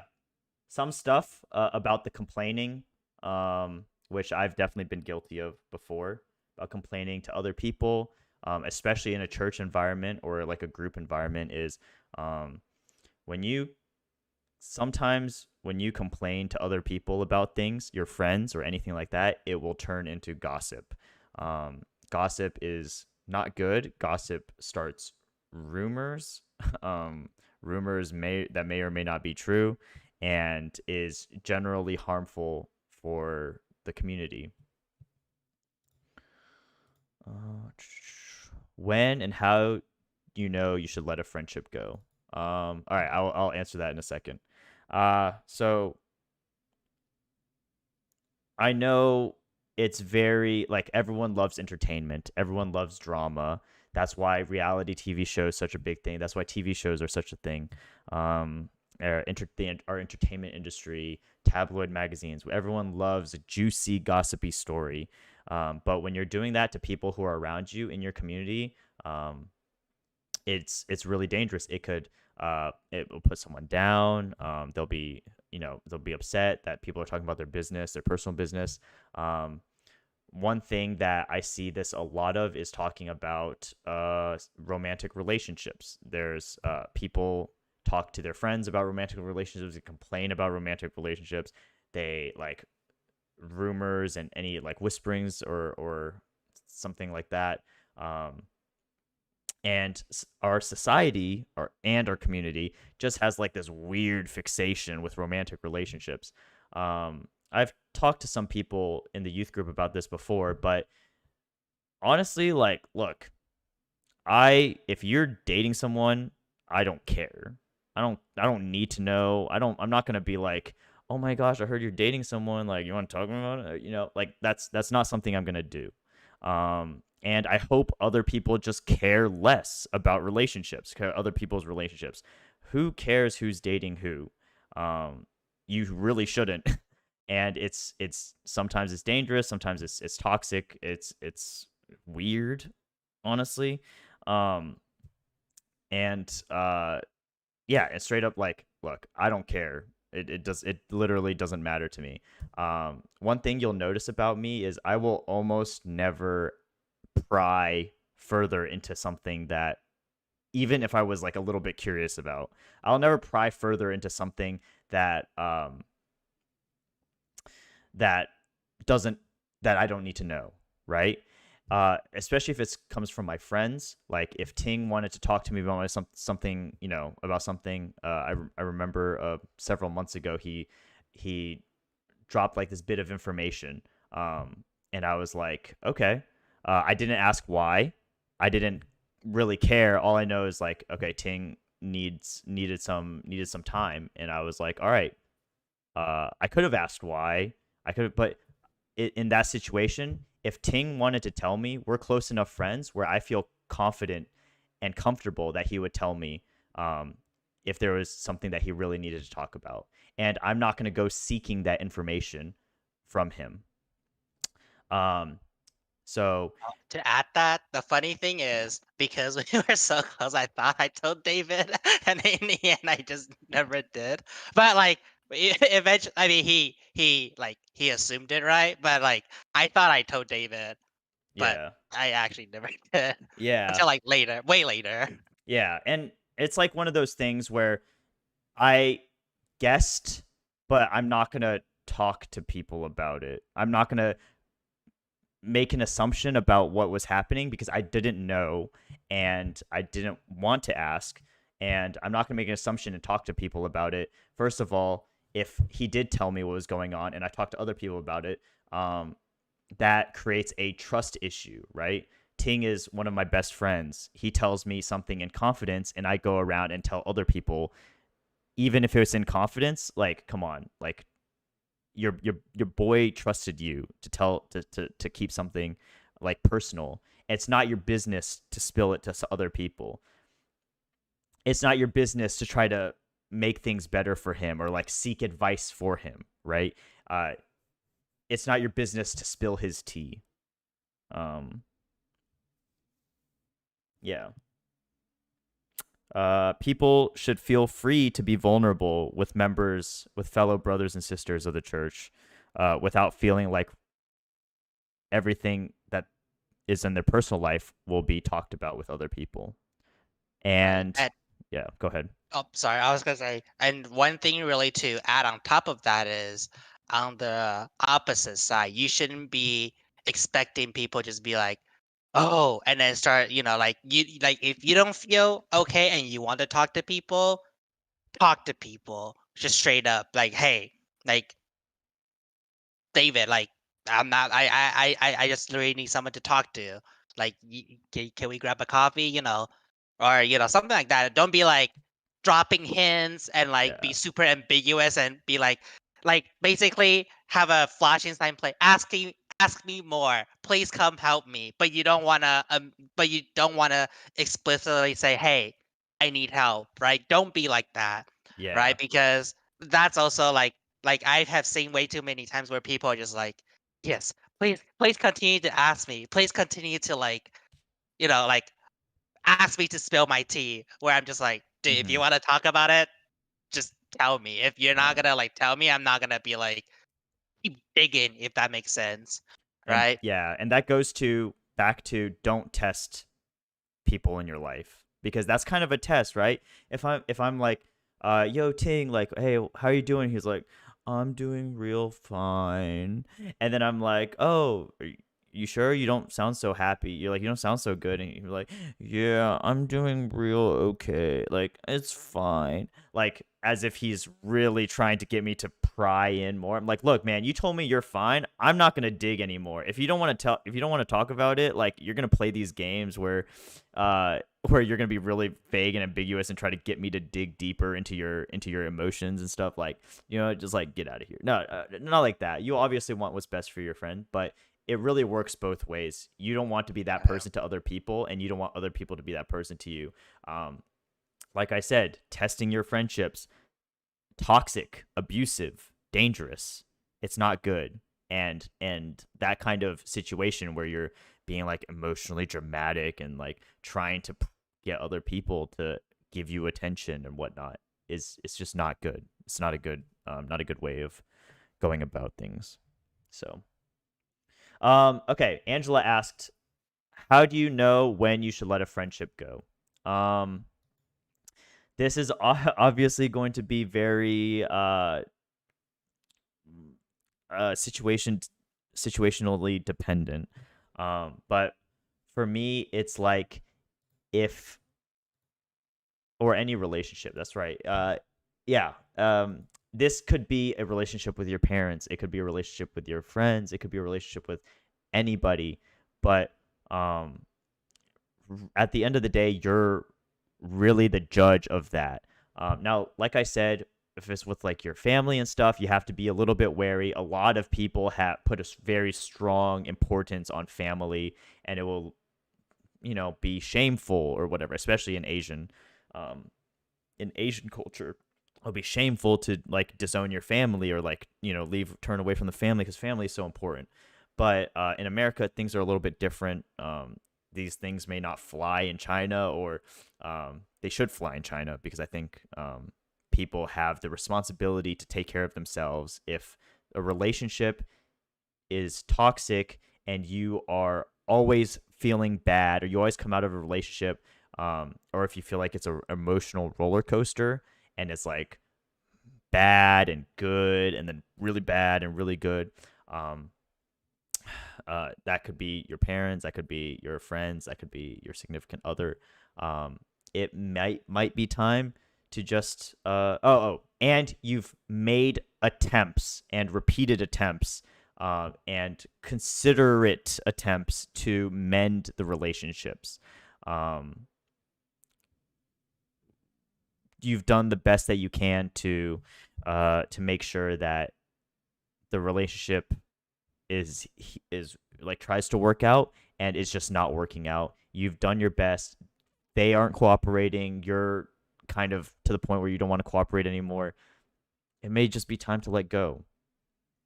Oh yeah, one of those really dumb test things that kind of fits into this is, oh, I stopped texting my friends to see who cared enough to text me back. Dude, don't do that. If you do that, you're like the worst person ever. Because what if both of you guys are like, oh, I just really want to see you, then you just lose a friend, right? Like, that's just what happens. Both of you guys think other person sucks. And now you just don't have a friend. So, if you want to talk to somebody, message them. If you feel like the relationship is a one-sided affair, like, maybe that's something you need to communicate with that person. If you've made repeated attempts to amend your relationship with that person, through communicating, and you've put your pride down, you're tactful in your communication, and things are just not getting better, might be time to let go. I have definitely been a person to let go of relationships way too early, friendships way too early. At sign of conflict and stuff, I've just severed them immediately. It is not healthy. It's not good. I really wish and don't get me wrong. Communication, putting your pride aside, it's difficult. I struggle with that too. I struggle with that as much as anyone would struggle with that. But if you want to try your best at amending a relationship, amending a friendship, you need to do that. Otherwise, you can, just straight up burn your bridge and then have mental health problems afterwards, like me. Hopefully, I'm not like that anymore, but I'm not going to. I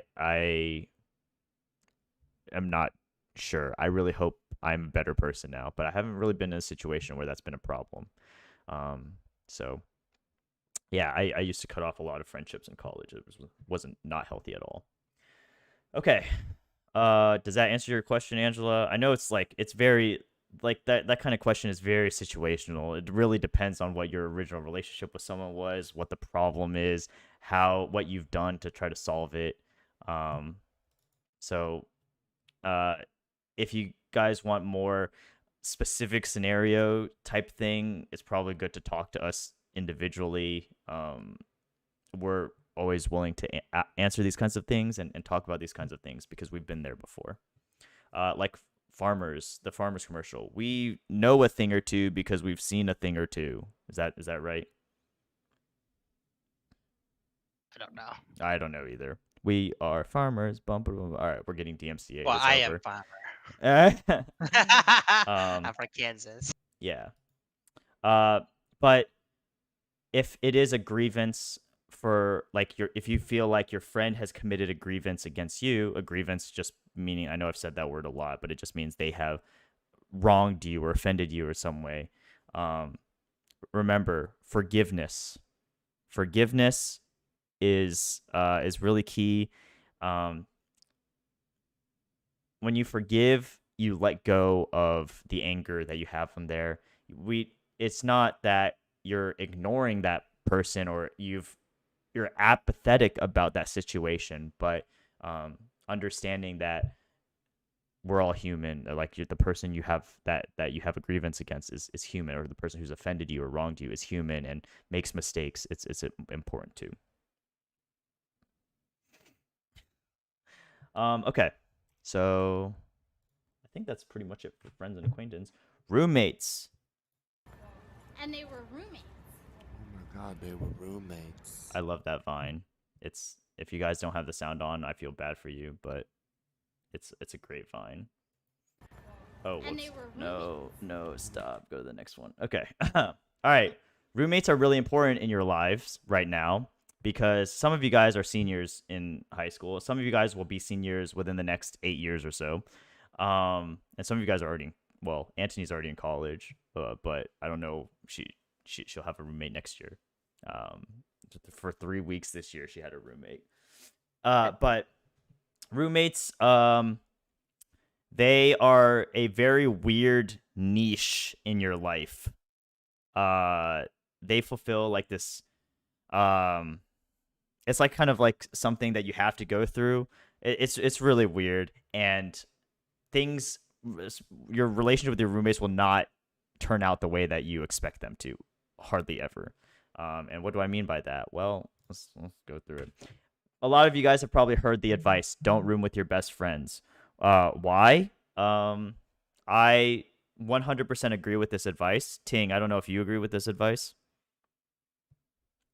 I agree. Okay.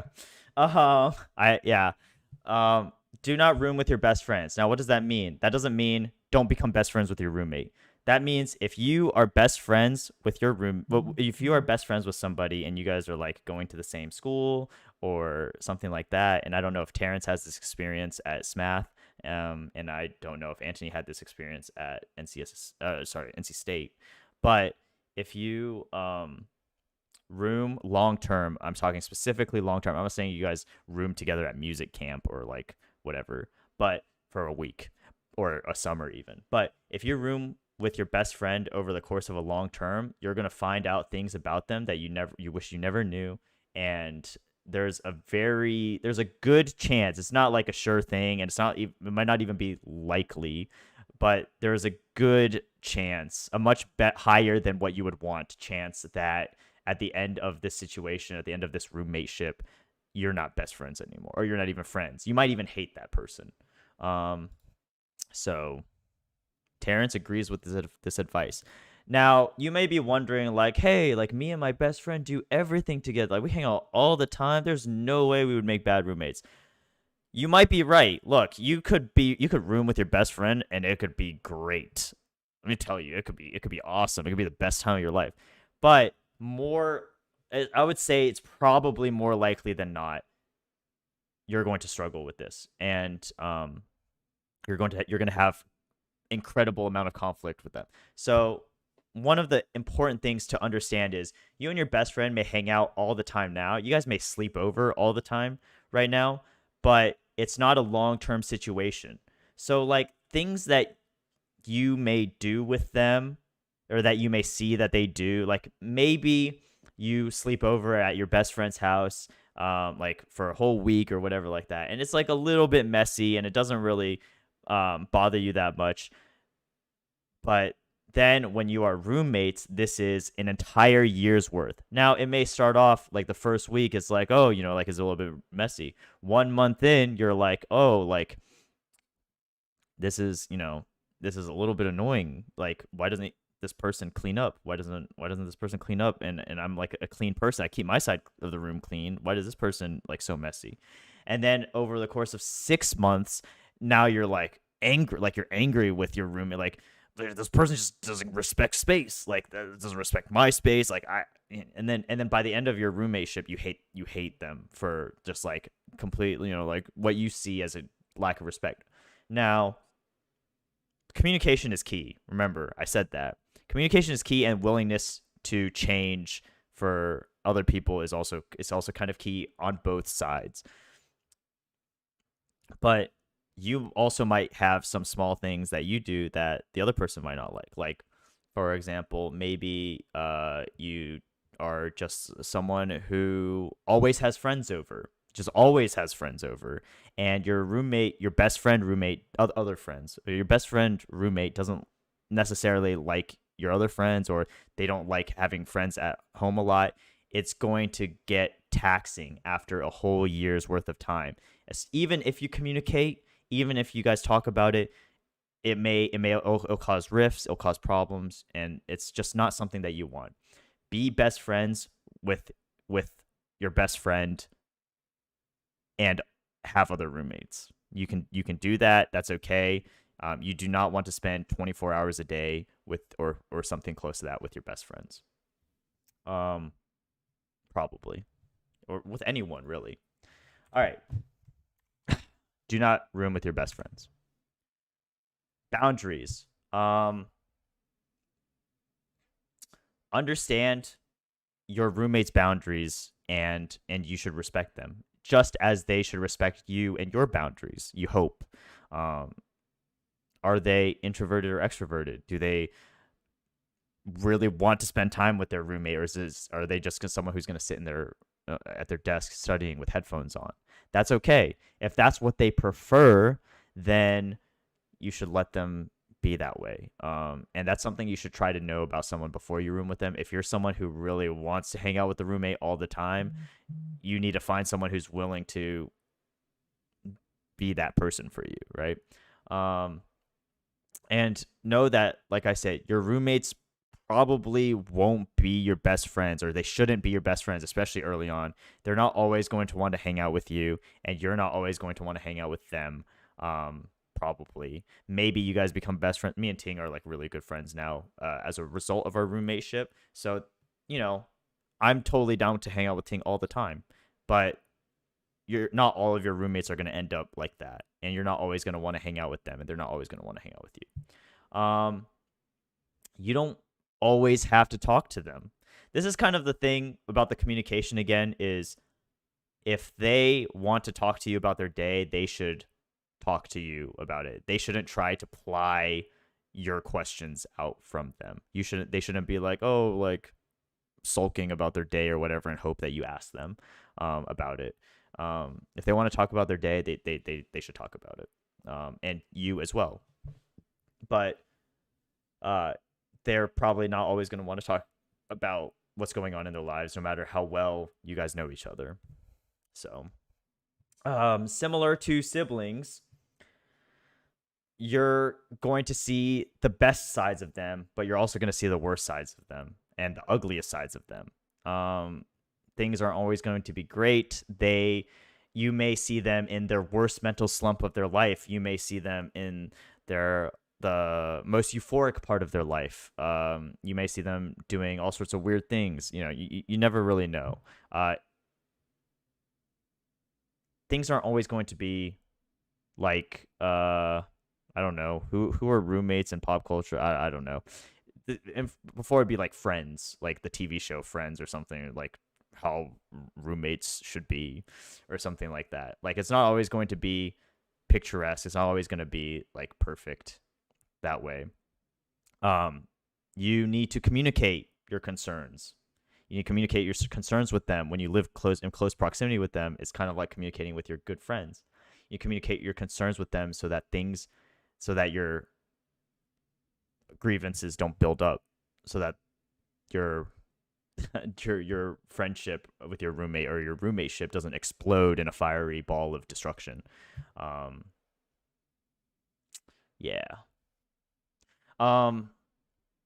So yeah, that's and then your roommate is not your punching bag. It's important to remember that they may be there to listen to you, and they may love listening to you and everything, but they are not there to take an emotional beating from you because you had a bad day at work. And that's the same with a significant other, a husband or wife, a best friend, right? You have every right to talk to this person, to these people, your roommate, your friends, about what the difficulties of what's going on. But it is very emotionally heavy to sometimes to listen to that and provide counsel as a friend or advice or anything like that.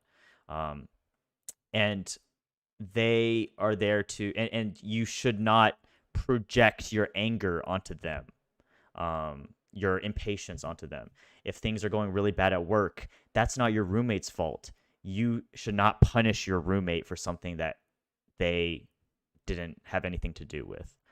Even if they annoy you a little bit, it's the impetus is on you to maintain your demeanor, your calm, and know that it is not fair for you to project your anger onto someone else who had nothing to do with it. So it is important to find time to be alone. This is always going to be important. Be comfortable with being by yourself. Don't try to do everything with your roommate. Don't expect your roommate to try to do everything with you. You need to be okay with doing things by yourself sometimes. This is especially true in college when you share a room with somebody. You may not be physically alone, but you may want to try to get away mentally. Sometimes it's important to pop in those headphones, listen to music, be just by yourself. Even if your roommate is there, they're doing their own thing, you need to do your own thing. Or, you need to get out and go to a coffee shop or something that you need to be able to find time to be alone, whether it's mentally or literally alone. Your roommates, like your parents, may have completely different backgrounds. They may not understand your work ethic. They may not understand your Chinese American background, or they may not understand your family situation. They may have different foods that they eat or different abilities that they bring to the table. I know some people who are really, really great at cooking, and their roommates are really, really bad at cooking, and it's like, what is going on? Like, how like, and then there's like some sort of cultural disconnect where it's like, how can you be so bad at cooking? Well, that person's never had to cook before for whatever reason that they never really learned growing up. So your roommates may have different backgrounds, and you need to respect that. They may have different skills than you. They may have different understanding of things than you. They may have a completely different understanding of what a role of a roommate is than you do.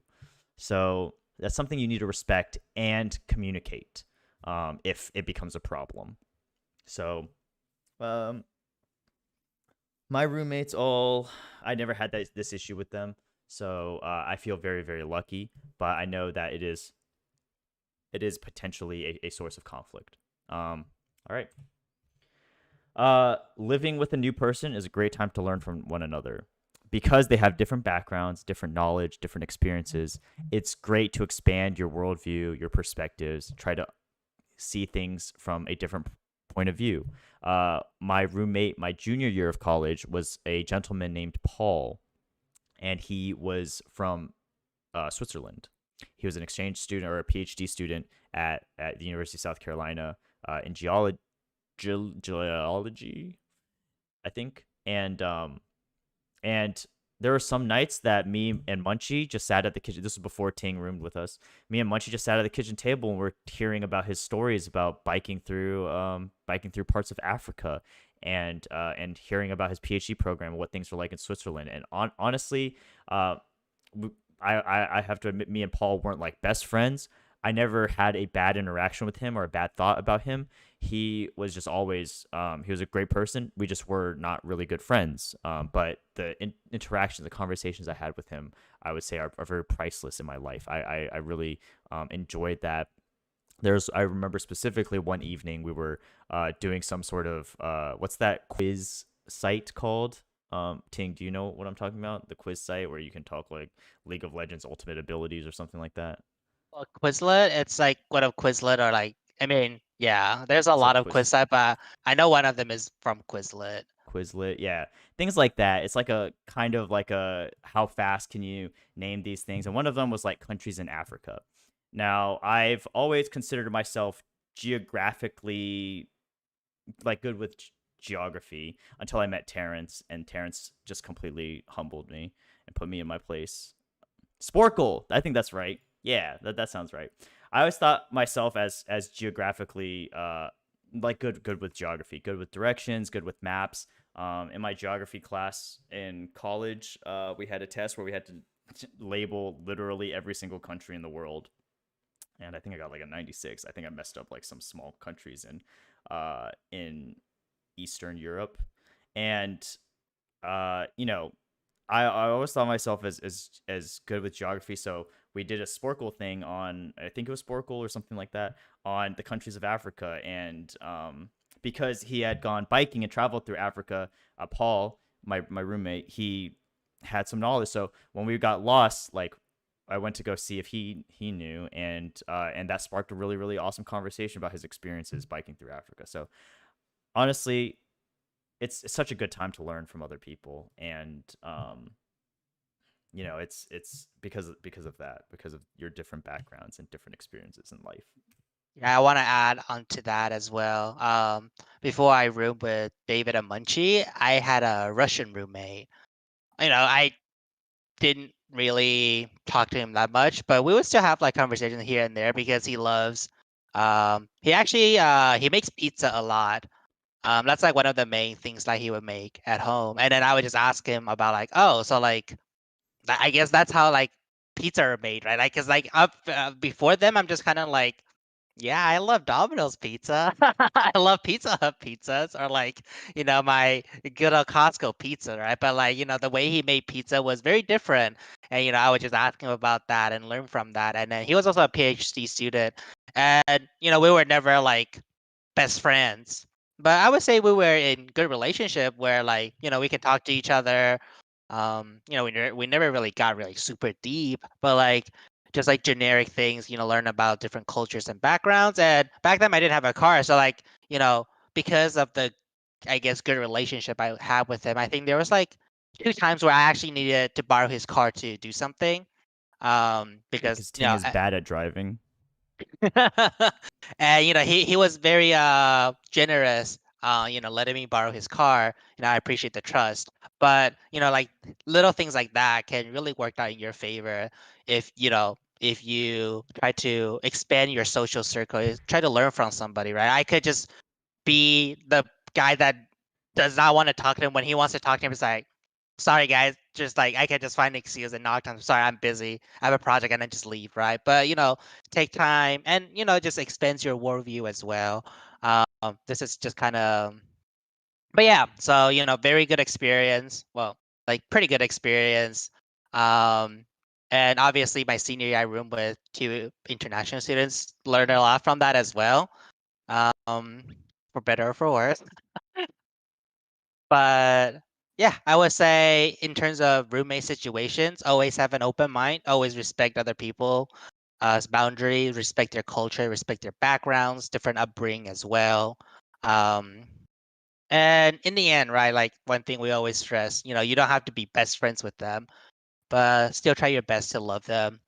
Still try your best to, have a good relationship with them, you know, if that makes sense. Nice. Yeah, roommates. So we actually have 2 slides on roommates because we think it's so important. Yeah.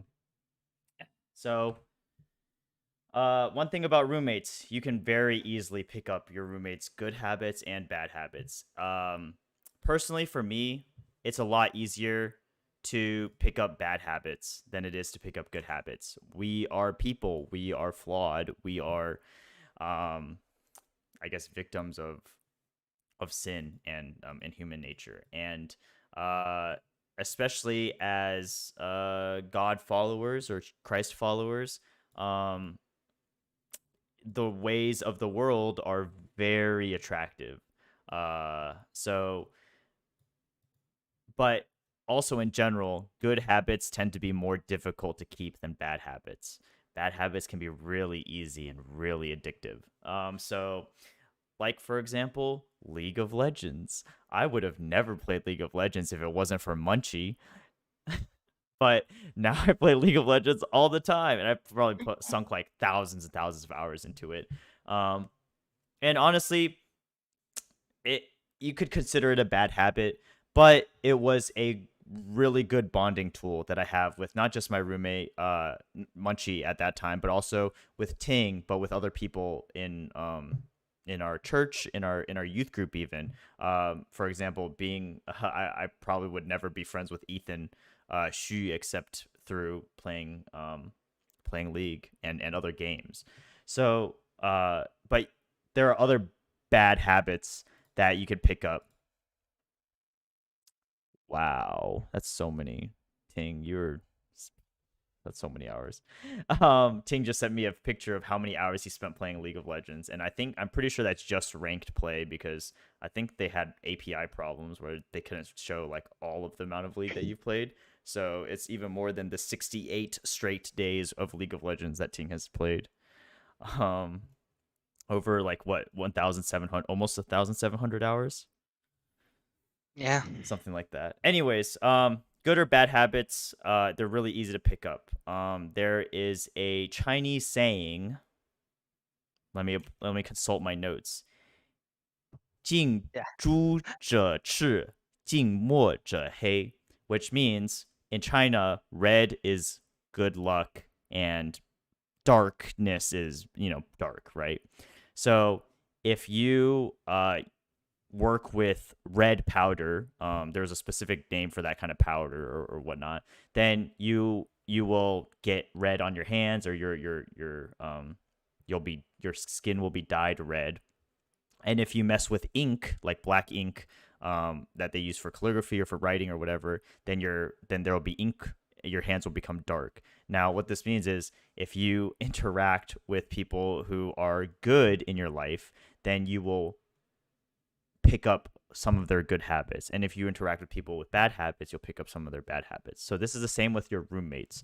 And that's why picking your roommates is really, really important. And so you should try to pick roommates that generally have good habits, and you should try to learn from them. and also understand that you'll probably pick up, like, not everyone has only good habits. Some people, like, all people have bad habits in some way or another, and that you'll probably pick up some of those too. I pick up some phrases that Ting says all the time. It's not necessarily a good or bad thing, but it's just like I realize that when Ting says them, I kind of co-opt them as my own. And one of them, sheesh, or whatever. One of them was definitely like big brain and smooth brain. Like I never used to really use that, but then like Ting and Munchie and people that I interact with all the time start using it, and then like I picked that up. But you're going to pick up, and all of these are really surface level. The ones that I talked about are really surface level ones, but sometimes living with a clean roommate will help you get more clean. Sometimes living with a really dirty roommate or messy roommate you'll get more messy. Me and Ting were both messy. That doesn't matter. It empowered our messiness. It empowered, yeah. So yeah, it's not an addition thing. It's a multiplication thing. I'm messy and Ting is messy. We multiplied and became super messy. Much more. We synergized in our messiness. So sometimes habits, good habits and bad habits, they're disguised. Sometimes something that might seem like a good habit can actually be a bad habit. Sometimes maybe a bad habit might actually be a good habit. Well, it might seem like a bad habit might be a good habit. I can't think of anything off the top of my head. Kara wrote that line, but I think that's true. I just didn't prepare for it for that. Also, the phrase the Chinese phrase that I refer to, that also doesn't mean only be friends with good people. I think we as followers of Christ, we have a responsibility to try to affect others positively in Christ's name and for Jesus, and try to lead them to God and try to lead them to Christ. But that doesn't mean force your religion, force your beliefs on them, but try to be someone that they can look towards and be like, whoa, like this person's life is definitely different. Let me try to understand it. Maybe that's something that I could be in my life too. Don't only be friends with good people, and don't like completely avoid people who may have bad habits or something like that. Like one of the things we talked about yesterday in Fuse, the song Good Grace, is people come together, strange as neighbors, but blood as one. Is that the right one? Angela, you want to check me on that? Does that sound right? Yeah. Yeah. It could be that someone who was the most dangerous criminal ever turned his life around, turned towards Christ, and it may be someone that you might not know, or and someone had to affect that person, right? Or hopefully someone affected that person. And if the idea of being friends with only good people was like that, that would never happen. People would never turn their lives around. You can't only expect to be good friends with Christians, you can't only expect to avoid being friends with non-Christians, or just good people in general and bad people. But you do also need to be very careful, because it is very easy to pick up bad habits. It's very easy to pick up the ways of the world. We're all human. Like I said, we are very attracted to the ways of the world. I'm very attracted to the ways of the world. All your counselors struggle with different things. We know you struggle with different things. So be careful when interacting with people, but don't avoid them. If you're grounded, again, relationship hierarchy, if you're grounded in Christ and then you have a good relationship with yourself, you may not feel the need to adjust your habits for someone else and still be able to positively affect them. But that's something, that's other things. Oh wait, look, here it is. Ting was so kind to color the words for us. Jing, was it Ting? 近朱者赤，近朱者 Yeah. 朱，近not the 朱者赤，近墨者黑。Yeah. So if you guys want to use that with your parents, they'll be like, whoa, like youth group so good. It's like You know Chinese idioms. Chinese lessons for the youth. You guys can pull out this 近朱者赤，近墨者黑. All right.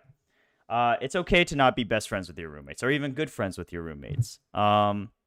Sometimes you are literally just cohabitors of the same space. You don't even have to ever interact with your roommates. But again, we are called by God to love our neighbors, and that includes our roommates. So make sure make sure that you're so respectful of them as people, but you don't have to be best friends. One thing that is prevalent here, but it's prevalent everywhere, is that people are crappy. You are crappy. I am crappy. Everyone is crappy sometimes, and to other people sometimes, all the time sometimes, you know? So, but this applies to your roommate as well. Your roommate is a person. They are human. They are probably going to make mistakes. They're probably going to have times when they are really, really, really crappy. But we still need to try to understand, tolerate, and love our neighbors, love our roommates. So, and then the last one for this section: agree on some house rules. It's you don't want to like micromanage your roommate's life, and you don't want your life to be micromanaged, but sometimes there's just it's like setting boundaries, holding each other accountable for some things, like taking the trash out, right? Having a schedule for that, or maybe just splitting the chores up correctly. Maybe it's like, if you do your trash, I'll do my trash. Make sure we keep the house clean. Just like very basic ground rules, but do not try to commandeer your roommate's life, and don't allow your life to be commandeered by your roommate. Right. But be respectful. Be respectful to your roommates, and their rules and their boundaries. All right. Ting, anything else there? No, I think we pretty much cover the roommate side pretty well. Cool. Any questions before we move on to the next one, which is work relationships? I know this is A little bit might be further. yeah, but just a good reminder, and hopefully somewhere down the line you guys will remember. But as you guys can see, a lot of these just very common, and what we say is a lot of these tips, they're not mutually exclusive. They are, a lot of them apply to the same way across the entire spectrum of relationships. Like, you just have to understand that people are sucky, right? Whether it's your brother, your parents, your SO, your Your best roommates, friends. your best friends, right? Like, in the end, we're not perfect, right? In the end, we still need to try our best to understand them, try our best to love them, give them the compassion they need, give them the patience. Yeah. Question. Yeah, any questions? Roommates will affect you guys sooner than the work thing, probably, unless you already work a job. But that's Edit. the way you guys will work jobs is going to be different than the way you do after college. So it's our experience. The two other people in here who've had long-term roommates, Terrence, I don't know if are you guys still doing the one roommate thing, or one person per room thing, Terrence? I think some people will have single rooms, but most people will have roommates next year. Okay, but you didn't Nice. this year, right? No, this year I did have a roommate. Oh, you did? Okay. Did you hate your roommate? I'm kidding. No, I mean, not really, no. Okay, that's good. What about Anthony? What about me? Anything about she was definitely taking a nap. Y'all, No, come on, I that's so don't even disrespectful. know. No, I'm awake. If I was taking a nap, I wouldn't be able to hear you. Hello. Truth. Do you think there's anything that needs to be added to the roommates thing you want to, or you think we kind of covered Right. everything? I literally lived with my roommate for like 1.5 weeks. Yeah, Or like it's 1 week sad and a life. half. COVID life, guys. Yeah. But no, we got along pretty well. We didn't really interact. We kind of just minded our own business. Yeah. Yeah. That's fine. You don't have to be good friends with your roommates. That's the Wait, you're thing. telling me she didn't say anything when you microwave ramen? That's wrong, man. That's just Yeah, bad roommate right there. I trying to. would Gotta- my ramen when she wasn't home. I literally Ah, opened the ah. window so she wouldn't know I Mm, microwaved. she got a tent to put the microwave in, so people, even if Yeah. she was home, she wouldn't have been able to see what was going on. Yeah. Yeah, roommates. If my roommate ever did that, me, white man. we white men. All right. So next one, work relationships. It either works or it doesn't. This is going to be relationships with your boss, relationships with your other coworkers, relationships with your with people who are underneath you.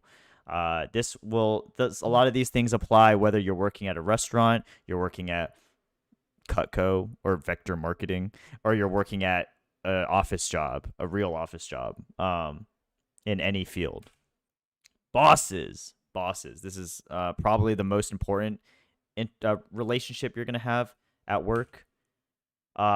Respect for authority. In Romans 13:1, it says, "Let everyone be subject to the governing authorities, for there is no authority except that which God has established. The authorities that exist have been established by God." Your boss was placed there by God, in a way. That doesn't mean like he wants you to do everything, but like there's a reason why this person's your boss, and it may not be like this person may not be a good person necessarily, but there's something to learn from that, something to improve yourself in. So, they are your boss for a reason. Sometimes it's not a very good reason. They might only be your boss because they performed really, really well one year, and they could be really bad people. They could be a really bad person. They could be just be a bad manager. I know some people who are really, really good at their job, got promoted to a manager position, hated being a manager, hated managing other people, hated not being in that lower position where they actually are more hands-on with the work instead of managing people who are hands-on with the work, and they ended up going back to that. So they may not be that they are your boss for some reason. It could be a bad reason, but they're still your boss at the end of the day. And your boss is human and prone to errors no matter what you do. They may not read a situation perfectly. They may not understand what you're going through or something like that. They're going to make mistakes. And most of all, your boss is not out to get you. Their boss may see you as competition for in some way, because sometimes a lot of times people are going for promotions, trying to get other jobs, stuff like that. Your boss, but at the end of the day, your boss is just trying to do his job too, just like you're trying to do your job. And sometimes his job involves, or her job involves, bossing you around because he's the boss. He's the boss. He's a boss. One of the bosses. And they have authority over you. They have a certain amount of control over you, and you do need to respect that. Your boss has the ability to fire you. They have the ability to, cut your bonus, but they also have the ability to give you your bonus and push you up the chain for promotion and stuff like that. And you need to respect that about them. They have that kind of authority, and respect from higher ups that you don't have, and they can advocate. They can be your biggest advocate in the workplace. They can also be the biggest hindrance to your to that as well. It really depends on. And then communication is key. You need to communicate.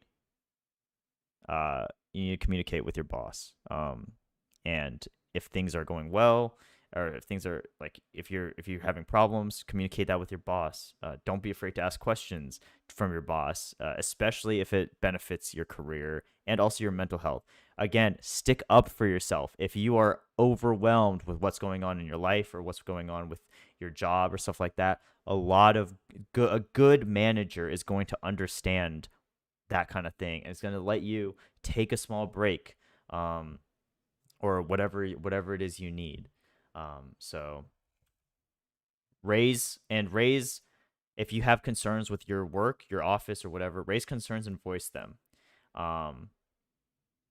And when you raise your concerns, what you do is you if someone else has that same concern, you're you know, like I said, you need to be proactive. You need to stand up for yourself or stand up for your workplace.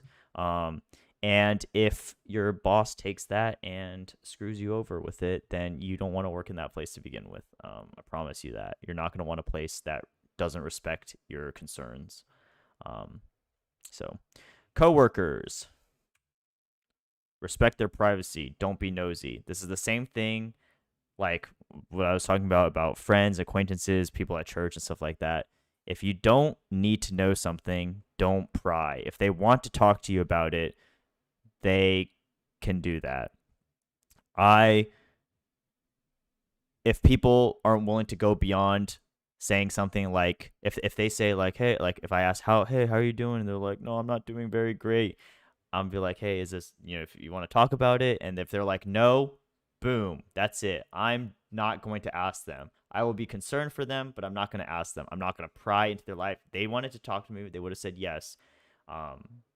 And so respect other people's privacy. If they're crying at work or whatever, like it's something that's visible, you do have a right to ask someone if they're okay, right? But if they don't want to talk about it, you also have to respect that. Don't be nosy. Coworkers can be close friends. And Ting has a very close friend from work, right? Light? Yes. And that's great. I don't have any close friends from work, and that's great too. I'm totally okay with that.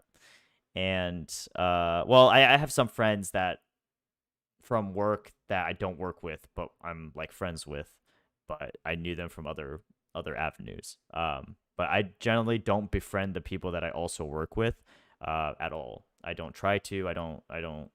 I try to keep my work life and my personal life out of things. I don't necessarily talk about my personal life at work at all. And honestly, my coworkers have been very respectful of my privacy. I just try not to talk too much about that, about things that are going on. But yeah, your coworkers can be really good friends of yours, and you can also like not be friends with them, and that's totally okay. But you have to remember that at the end of the day, your friends who are your coworkers are still your coworkers, and if you're doing something wrong or they're doing something wrong, they have a responsibility to their job to report you or do whatever. You do have to be careful about that kind of stuff. But obviously, if you're a stand-up person, then that won't matter. If your friend, your coworker friend, is the one who's doing wrong things, you have an obligation to your job to report them as well. If you lose a friend because of it, look, man, people suck. It's not that, and that's gonna happen. But you can't be like, oh, for the sake of my friend, I'm gonna let this happen. You're kind of complicit in their wrongdoing. Don't think you're better.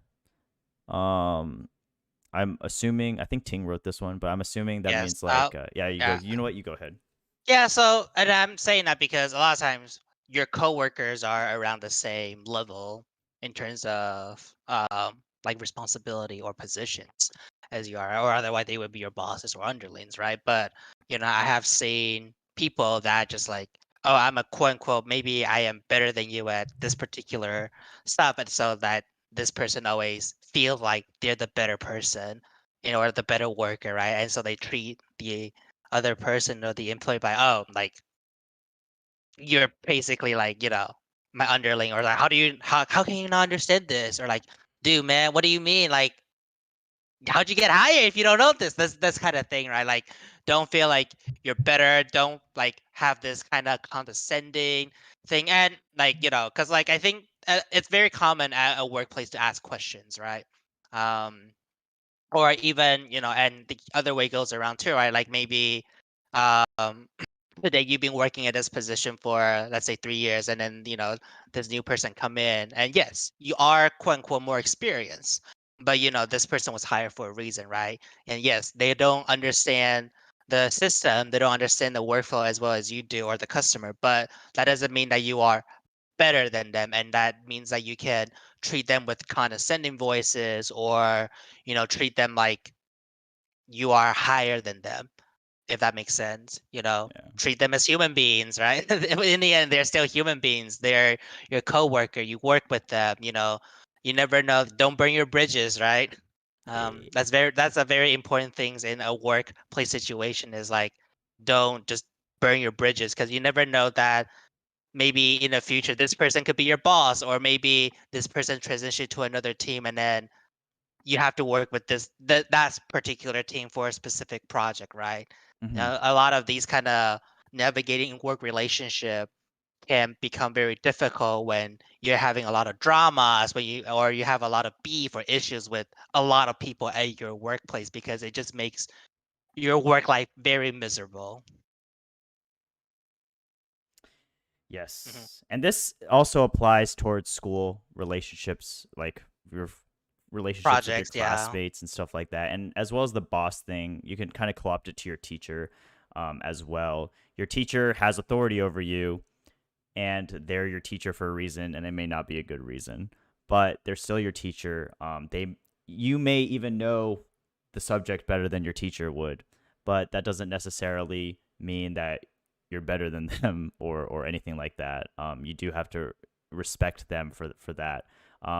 And a lot of times it doesn't matter whether you're right or wrong about being but you still have to approach certain subjects with tact and respect.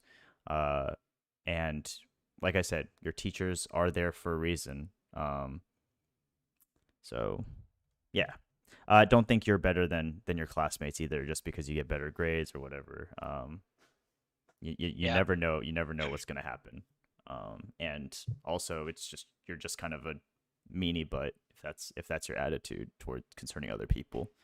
All right, underlings. I probably should have come up with a different heading for that, but your underlings are people that you may lead. For me, it was interns. We had my second year. I had a group of summer interns that I was very, very happy to help lead and teach them kind of to show them the ropes of my job and the responsibilities. One of the important things is leading through example. Do not be a do as I say, not as I do kind of person, but do as I do and as I say, because that's how I do them. You don't want to be a hypocrite. Okay. And not maintaining a rigorous hierarchical type of relationship can lead to more conversations. You can learn more about them, and you can help them better. They can also expand your view as well. You don't need to flaunt your experience, your power, your longevity over them. And I can explain. I can give an example. There's this one kid at my work who's 2 years younger than me. His name is Jack, and he was one of the summer interns. And he's a very, very cool guy. And I never really felt like I never really wanted to, or I never flaunted my experience over him. And honestly, if I stayed in that old role, like, he would be crushing me right now. He is incredibly motivated. He's an awesome guy, a very nice guy as well. I still love talking to him about anything and everything, and we have some similar interests as well. So maintaining a more casual relationship with him means that I'm afforded, like, I get to see his progress and continue to interact with him on a casual basis right now, even though I'm not in that role anymore. I'm not even in that same group. I still get to keep up with him and see that he's doing well and whatnot.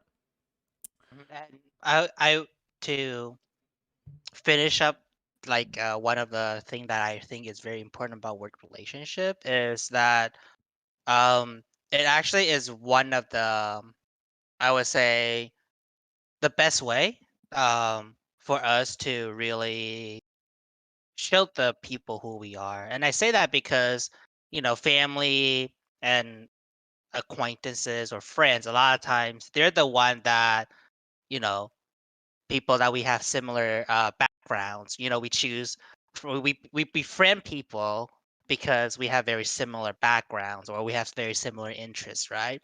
And obviously with family, guys literally live together. But you know, but the thing about work is, like it's kind of like even a bigger college, right? All sorts of different people from all sorts of different backgrounds, right?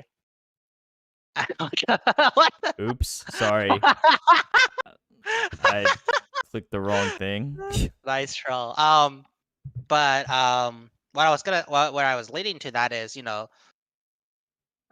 bosses, coworkers, underlings, right? They may not be Christians, but that doesn't mean that you can't really show them what it means to be a Christian. I know we always talk about like, oh, show the world who we are. Don't be, be the light of the world. But I think a lot of times these kind of things are like the casual relationship you have with your coworkers. You know, talking about, oh, what you did Sunday afternoon. Oh, I went to church. I played basketball, things like that. Or maybe you have it with the internship leading, or things like that, where it leads to more opportunities, more conversations about your faith, um, and or it just be like, oh, this guy does his job this way, or things like that. He could have make up the numbers. He could have do all these things. And same thing with bosses, right? Um, I think a lot of this, especially at workplace, it's definitely a very good opportunity to really um, show who you are, if that makes sense. Hmm. Yeah, Um, by living an example of a godly life. right. Yeah, it's important to remember that when you are when you follow Christ, you are an example for Christians. Like, you don't want to be Christians who are um like, you don't want to be in a situation where they're like, oh, like, this person talks about going to church and being a Christian all the time, and then like he just sucks at work. Like, he's just the worst kind of person. You don't want to be in that kind of situation. You want to be a light in someone else's world. Also, there's apparently this tool that you can accept questions and it'll appear right on my screen. But you can also ask them in the Discord. I'm gonna turn this off, actually. You know what? It's distracting. But that's cool. I didn't know Google Slides did that. Also, uh, romantic relationships in the workplace. I just wouldn't do that. I know it's really tempting because you spend a lot of time with people and it's really easy to develop crushes and like romantic interest towards people. It's just kind of it's just weird. I mean, like, it definitely happens 100%, and there are good relationships that come out of it, but mixing work and personal stuff is kind of crossing a border that I don't really want to cross. Excellent. So let's move on. Romantic relationships. Yeah. So romantic relationships, we wanted to spend some time on and kind of talk a little bit about that, about them. So if you're in my small group yesterday, during Fuse, we'll talk a little bit about some of the things that we talked about yesterday. So, romantic relationships. I miss my NMMs. Dude, it worked. Okay, they came down. They T-posed and then they got out. All right, biblical relationships. What does a biblical romantic relationship looks like? And then we'll talk about how to achieve that. Ish. I don't know. We'll see. We'll see exactly. You guys have probably heard the Bible verse about being equally yoked in a relationship. And like I said, I talked to my the high school boys yesterday about this, who are in person. I talked to them about this yesterday. But that means if you are Christian, you should date someone who is also Christian. If you date someone else, well, there's this thing. You're gonna have problems within the marriage that will come down to spirituality. And there's this thing called flirt to convert, and that's like when you date somebody and you're like, yeah, like I'm just gonna convert them to Jesus or whatever. Like I like this. That's it's very it's not a good strategy. I know some people who tried to do that, who have done that, who attempt to do that. It may work sometimes, but it's not the right way to do it. The result might have ended up being good. It doesn't mean it's good. It doesn't mean it's a good way to go about things. So, if you follow Christ, you should date someone who is following Christ. And we'll get into that a little bit very soon. But that also means if you are a strong, very experienced follower of Christ, you should also seek romantically someone who is a strong, serious follower of Christ. You don't want someone who is very inexperienced or anything like that, or just like a weak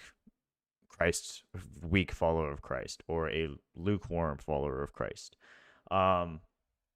So it's the reason being is there's a thing.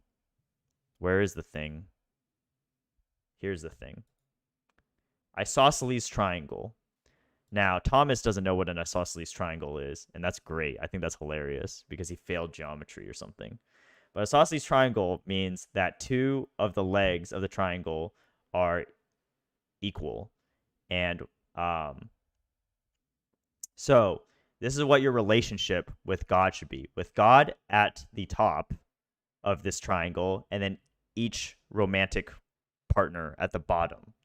As you get closer to each other, you should also get closer to God. As you get closer to God, you should also get closer to each other. That's why being evenly yoked is really, really important, because you could feel like you're getting your partner closer to God without you getting closer to God. And you could feel like maybe you're getting closer to God and your partner is just not following. This is also why flirt to convert doesn't really work, because in your attempt to bring someone to Christ, you're going to end up being pulled away from Christ. And your romantic relationship in your life should always seek to be getting you closer to God. So really the correct prioritization is you should seek to be closer to God, and then in doing so, you'll become closer together. But of course, we as people will want to probably try to get closer together. But if you're getting closer to God together as a result, then that's still great. Then that works out. But your romantic relationship should reflect that of an isosceles triangle. So, oops. All right, Tane, Yes, are you happy? Yeah. Okay. So let's see isosceles triangle analogy. Here's the second point. Oh wait, sorry. This is part of biblical relationships. God didn't promise anyone a partner. God didn't say that you're going to get married. God did not promise you anything. If you have heard that God has promised you that you're going to get married, or that you're going to find someone that loves you or you love in this romantic way, you are probably being dishonest with yourself. God didn't promise anyone a romantic partner. If you find someone, that's great. That's awesome. But God never promised anything like that. I hear some people saying all the time, like, God promised that I would find someone like to marry, or I would find this perfect man or perfect woman or something like that. No, that's not it at all. That God didn't. If you're putting words into God's mouth, if that's what's happening, and if that's how you think about romance, because and also if you think that way, you're going to go out and like looking for this person, but it's not good. Okay. Next, how do you know if you're ready for a romantic relationship? Remember the prioritization: relationship with God first, relationship with yourself, healthy relationship with yourself, healthy relationship with others, and then romantic relationship. People aren't going to do that. You guys are probably not going to do that. Or you guys are going to be like, oh yeah, like I totally have a healthy relationship with myself and others, and then go seeking this romantic relationship, even if that's not the case. You could have a perfectly healthy relationship with others and like follow the hierarchy and still not be ready for a romantic relationship with someone else. But key in romantic relationship is a good, healthy relationship with yourself. What does that look like? Well, number one, I think, is emotional stability. That is probably the one that is ignored most. And also, people have watched movies and TV shows. They've heard stories about romantic relationships, like someone pulling someone out of like a void of mental angst and depression and stuff like that. And I think I'd be referencing going back to the first one, leave mental health problems to mental health professionals, and do not be someone else's savior. Do not think that someone else is going to be your savior. So mental health, you don't have to be like, no one is 100% healthy mentally. We're human. We have, or our brains are just not work. They don't work that way. We're not always going to be 100%. But if you are like emotionally angsty and falling over and like unable to like function without someone else in your life, like this idea of a romantic partner, that is not a healthy way to start a relationship, or go into a relationship. So you don't need a romantic partner. You might feel like you need a romantic partner, and you might be like, oh, like I really need someone to understand me, and you're like so angsty. And like, look, I was a teenager. I was there. I wanted a girlfriend when I was in high school. I wanted someone to understand, like, and just like hold hands with and just love me and stuff like that, and deal with my mental angst and psychological problems. You don't need a romantic partner, period. That goes back to God did not promise you a perfect man or perfect woman in your life. You should work hard to be that perfect man or perfect woman to God, but God didn't promise you a perfect man or perfect woman as a spouse or significant other. So you don't need a romantic partner. You need to be comfortable with being alone. And if you can't get comfortable with being alone romantically, you're going to seek romantic partner for the wrong reasons. Okay. What role does this romantic partner play in your life? Well, like I said, isosceles triangle analogy, you should seek. Didn't Paul also encourage people to stay single? I think so, but you don't want people to people get really angsty over that. I've heard people like quote that as like they're just kind of angsty. They just get really angsty over Paul telling people to stay single. But yes, yeah, it's they don't people like to misinterpret the Bible all the time, and that's one that's probably really easy to misinterpret, and also one really easy to misinterpret if you have like a kind of an inexperienced and immature faith, that because what you're like, oh, like I'm just not lovable or something. Like, no, you are definitely lovable. God loves you, and all your brothers and sisters in Christ around the world should love you. But, you know, romantic partner, not necessarily a need, not necessarily existent. So, yeah. What role does a romantic partner play in your life? Isosceles triangle. Your romantic partner, your significant other, should always you should like theoretically always be bringing you closer to God. The closer you get with your romantic partner, the closer you get to God. The whole relationship, you should be getting closer together. No two people will ever become one literally, but biblically, yes. Biblically, they become one when they're married, but literally, you'll never become one with your person, with your significant other, but you guys should always be getting closer together. And while you guys are getting closer together, you should always be getting closer to God as a result. We'll never be right on top of God. Like, we're never going to reach that top of the isosceles triangle until probably after we die. Even then, we're still humans. We're just, flawed, but we're in heaven with our Father. But you should always be seeking to get closer together, to get closer to God. If your romantic partner is not getting you closer to God, this is where it kind of gets, like, I guess, more spiritual. If your romantic partner doesn't get you closer to God, then that person's not good for you. At least if you subscribe to that.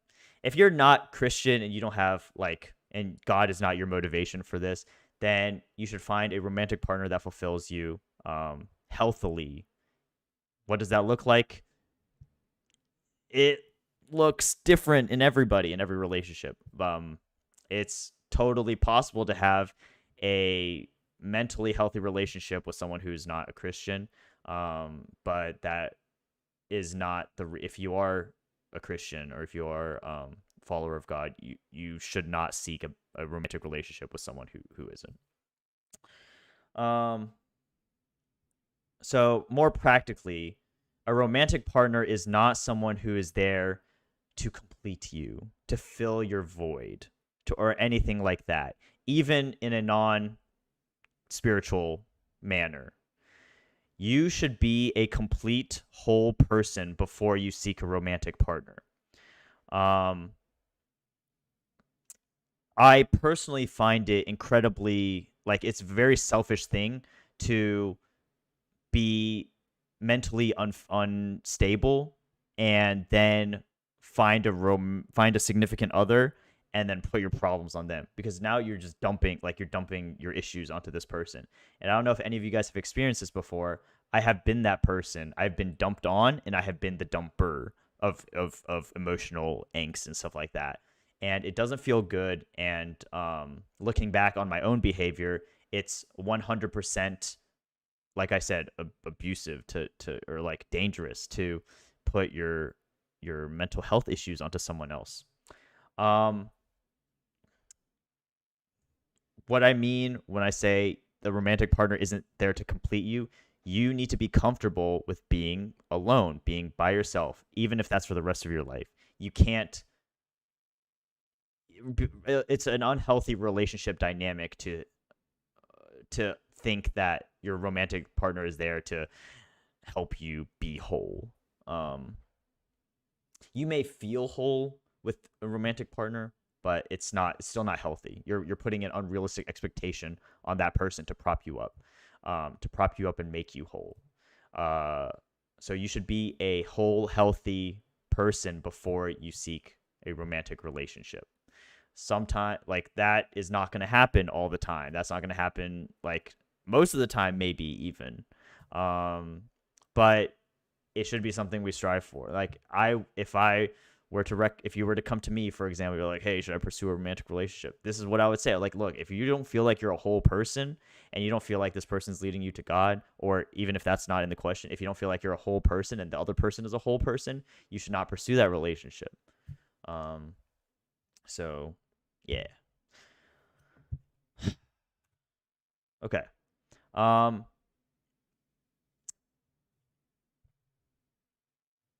So like I said, it's selfish to think you can put your personal problems on someone else, but it's also selfish to think you can allow someone else to put their personal problems on you, that you can be solely responsible for that. It's good to help others. It's good to be a good presence in their life. It's good to try your best to pull someone out of a rut, but leave mental health problems to mental health professionals. Now, I say this a lot. I know middle schoolers and high schoolers and college kids are very mentally angsty. There's a lot of issues that are going on. I was one of them.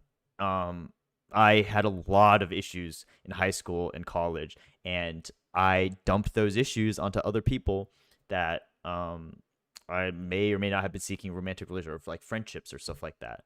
It was just really dangerous. So it's if you find yourself in this situation where you're trying to help a friend, especially one of the opposite gender, through an issue, is really easy to become emotionally involved with that situation and to have an emotional, I guess, to feel emotionally needed in the situation, and you can seek that kind of validation or affirmation out of that kind of interaction where it's someone coming to you for help or you going to someone else for help.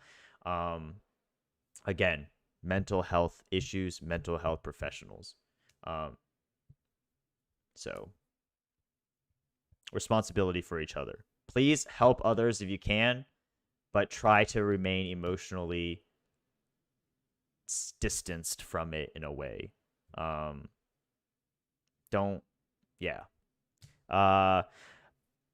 Also, by the way, everything that I'm saying is like best case scenario, idealist, and I know almost 100% that this is not going to be how things play out. 100%, because it was not how things played out in my life at all. So I'm happy right now that I'm in a awesome, I have a amazing significant other, and I think, as far as I know, that everything is very healthy between us, and I'm a healthy person myself, and she's a healthy person herself. So I feel very, very happy and very, very lucky that that's the case. But I know there have been times in my past where these were not the case, and things have collapsed in great fireballs of destruction. So, don't be afraid to say no. Again, stand up for yourself. This pertains to romantic relationships when you are being asked out. Don't say yes because it's awkward to say no. Don't say yes because you're afraid to hurt someone's feelings. Don't be afraid to say no. If someone's like, "Hey, like let's date," or whatever, and you're like, "Well, it'd be really awkward if I said no." Let me tell you, it's going to be really awkward if you say yes. And also, you're doing a disservice. It's very selfish to do that because you just don't want yourself to feel awkward. But you're putting the other person in an awkward situation too, because now you don't like this person, and you've agreed to date this person, and it's possible that you will mere exposure. If you guys don't know what mere exposure effect, if you haven't taken psych or anything, mere exposure effect just means the longer you're around something, the more you'll grow to like it. So that applies to like a boyfriend or girlfriend as well.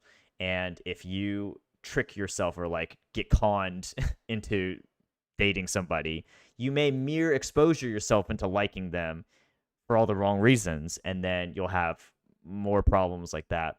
But more likely than not, you're just going to end up like hurting the other person when they find out that you were never really interested anyways. That applies to guys and girls, okay? Probably more to girls in my experience and with hearing from other people, but guys in the same way. And then don't get pressured into a relationship based on what you say or what other people say. Don't be like, "Oh my gosh, like these two people would be so cute. Like you and person Y would be really, really cute together. Like you guys would make a really good couple." Do not get pressured into going into a relationship just because because you're getting peer pressure to do so. Like, "Hey, X person really, really likes you. You should date them." No, don't. Do not do that. Stick up for yourself. Don't be afraid to say no. Do not get pressured into a relationship. Don't get pressured into a relationship by yourself. Don't get pressured into a relationship with the person who's trying to get you into a relationship. Do not get pressured into a relationship by your friends, by your family, by your parents. Romantic relationship, you know best. That's absolutely a lie. You don't know best, but you probably know better than anyone else, which might be a really bad view, but you still probably know better than anyone else when you're ready for one. If you're totally honest with yourself, I might say brutally honest, but if you're honest with yourself and you're like, "Okay, look, I feel like I'm mentally sound. I feel like I am in a good place with God. I feel like this person that I'm interested is in a good place with God, and I want to seek a romantic relationship with them." Go for it. Make an attempt. If things are not going well, if you are not getting closer to this person, but you're getting closer to God, or you're getting closer to God, you're not getting closer to this person, or you feel like their mental health is off, your mental health is off, you got to take a break, or you got to stop, or you got to like, you have to, you need to start to figure things out. Like, you need to be honest with yourself. You need to be so honest with yourself. Like, people lie to themselves all the time, especially about romantic relationships. And it's one of the hardest things for me to watch someone deceive themselves into thinking that they are a good couple, or that they are someone who is good for a relationship. So be honest with yourself. Do not get pressured into a relationship. So this is the slide for the isosceles triangle. Remember, the two of you are at the feet, and then God is the middle, the vertex or something. I forgot what the official term is. I failed geometry too. Don't worry, Thomas. I'm with you. So God is at the top. Two of you are at the bottom. As you get closer to God, you should be closer to each other, and vice versa. So one of the things that I talk about with the relationships was the being whole. Each of you guys being whole, a whole individual person. When you are two whole people together going up, that is what a healthy relationship looks like. Whether it is a godly relationship or a spiritual romantic relationship. So you can tell your friends about this too. You need to be a whole person. If you are on shaky mental foundation, if you're on shaky psychological foundation, what's going to happen is that you are going to you're going to depend on your significant other for your mental health, for your for everything. And if your significant other is healthy, then that's selfish and also dangerous, because you don't want to put your weight, your trust, or on this one person, because maybe the relationship dissolves, maybe the romance is gone, maybe you guys break up, then you crumble, you will fall. If she's not healthy, or he is not healthy, if your significant other is not healthy, you guys are leaning on each other, all it takes is one of you guys to slip or earthquake to happen, and both of you guys are going to come tumbling down emotionally, psychologically. Things are going to be a mess. If you are leaning on this person and they are leaning on something else, that's dangerous for the same way. You need to have your own solid foundation. You need to be whole. You and your significant other needs to be whole before things start happening. Once you start leaning onto someone else for your mental stability, there is no incentive for you to figure that out on your own. That is why it is so important for you to be a mentally whole person, psychologically whole person, psychologically healthy person before you enter into a relationship. Otherwise, your collapse could lead to the collapse of someone else, self-destruction of someone else, and someone else's collapse could lead to your collapse. So you don't want to be in that situation. Again, this is like idealistic situation. The best case scenario is you are a whole person, they are a whole person. Like these Petronas Towers in Malaysia or wherever. Geography King. Do you know where these are, Terrence? Isn't that in Chicago? This is not in Chicago. Chicago is it in Chicago? Dude, am I tripping? I don't know. Petronas. It doesn't look like Chicago though. Petronas Towers are in Malaysia. I was right. They're in Kuala Lumpur. Nice. Look at the Geography King. Let's go. Just kidding. The Petronas Towers. You want to be two towers working together. Strong foundation. Of course, you want to be more joined together than a skywalk in the 100th floor or 40th floor or whatever floor that is. But you want to be two whole, self-sustained, self-standing people who are both okay with being alone. You're a clown, Ting. Why did that happen twice? Oh, I guess it's leaning now. You don't want to be leaning. That's the point. You don't want to be leaning on each other. You don't want to be leaning on something else. You need to be whole before you pursue a romantic relationship. Smooth transitions. I've said it once. I've said it before. It's selfish to put your mental health problems on someone else, even if they are okay with it. Let's see. What does a good and healthy romantic relationship look like? The big five: unconditional trust, integrity, communication, humility, and forgiveness.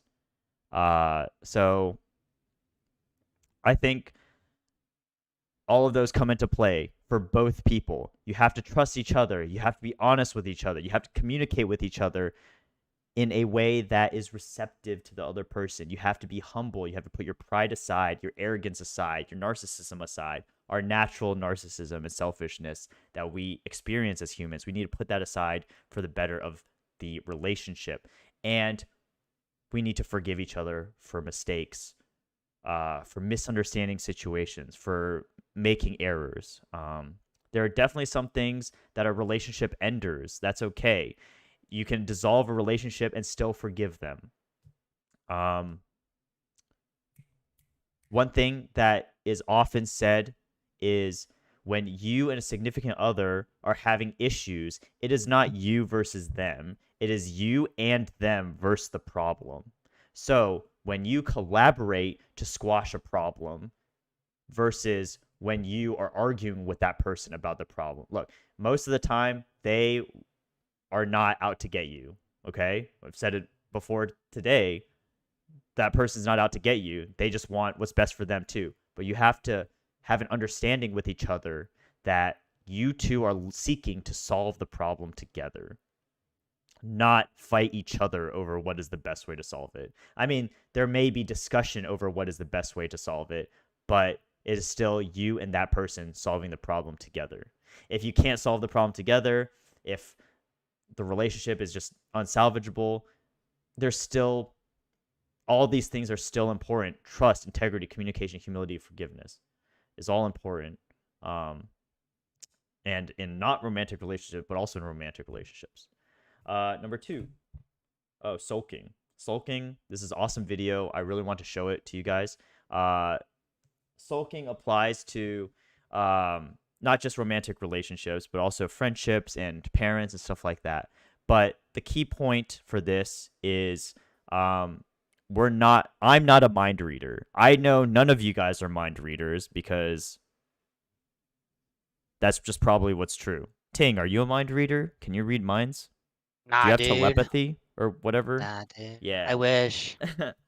None of us can read minds. So if you have a problem with your significant other, you have to communicate it. If you want something from your significant other, you have to communicate it. Do not test your romantic relationship. That's a very good way to be an abuser or just to end your relationship. Don't test your relationship. Don't assume that your significant other is going to know what's going on. If you are in a situation where you're like, sulking around and like, this person, like my significant other should know what's going on without me telling them, humph.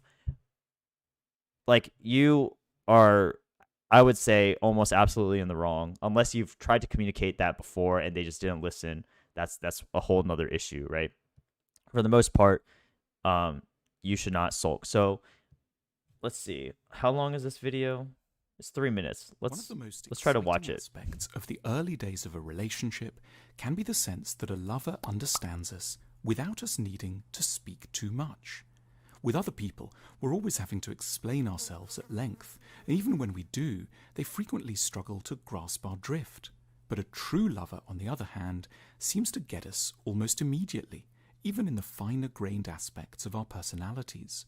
No sooner have we tried to explain, for example, our feelings towards autumn evenings or that bit in a song we like when the violins start to rise, that they generously step in and say, I know, seemingly ready to confirm our every sensation and idea.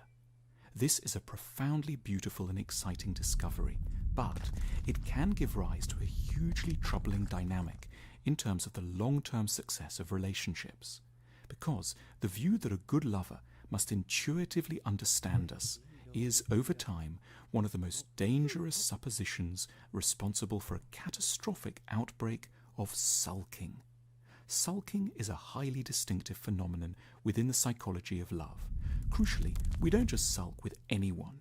We reserve our sulks for people we believe should understand us, but happen on a given occasion not to.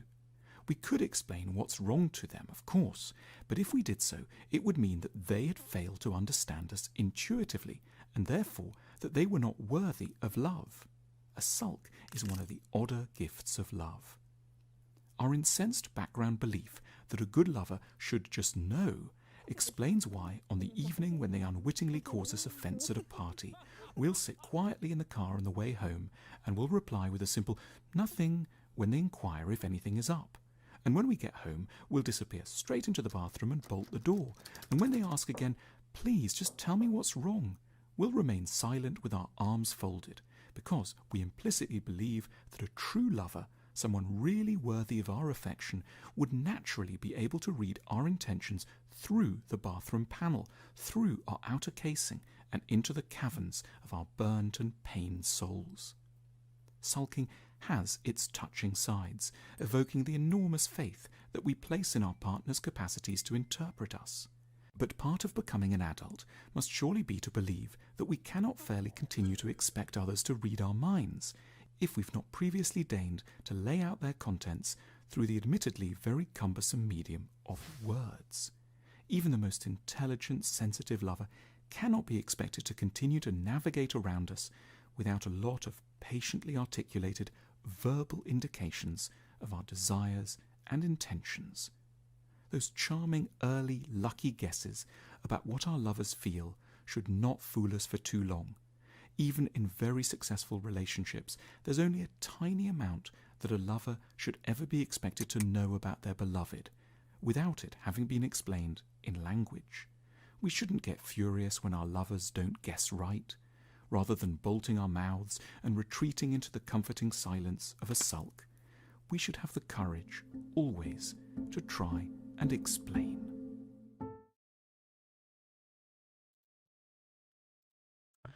All right. Yeah, I think what is happening? How do I get out? There we go. So sulking, I think, is probably, as I said, one of the odder gifts of love, but it's also something that we should seek to avoid in our own behavior. Because, like I said, we don't read minds. None of us read minds. And in the beginning of a relationship especially, you are borderline deceitful, but almost just like very tolerant and try to be very understanding of other people's desires and interests and stuff like that.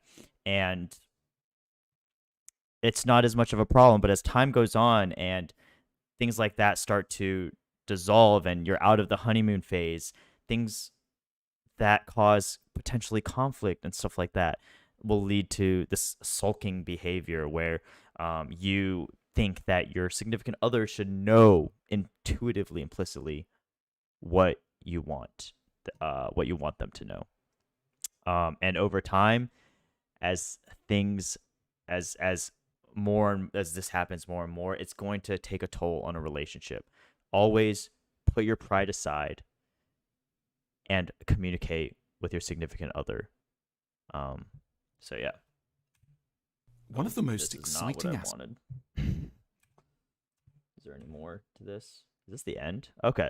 So other parts of this is obviously you have to have a certain compatible personality with your significant other, some compatible interests and activities. You can't just be doing everything separately and just like enjoy each other's company or something. There's some sort of compatibility with interests and activities, and that means meeting them where their interests and activities lie sometimes, and them meeting you where your interests and activities lie, which is great. I mean, a lot of times you have to put yourself in situations that you wouldn't ever expect yourself to. Like, for example, I never expected myself to be into animals or like vet stuff, but Jamie is, so I do animal things all the time now, and I love it. It's great to have this compatible activity, or like mutual activity that we do together. Whether it's like taking care of all of the various pets that her and her family have, or talking about work or like vet school or stuff like that. And she has met me where I am as well, where she's picked up some video games where I don't think she ever would have picked up before, or other interests like certain sports or things like that. And it's things that it's just meeting each other at their place too.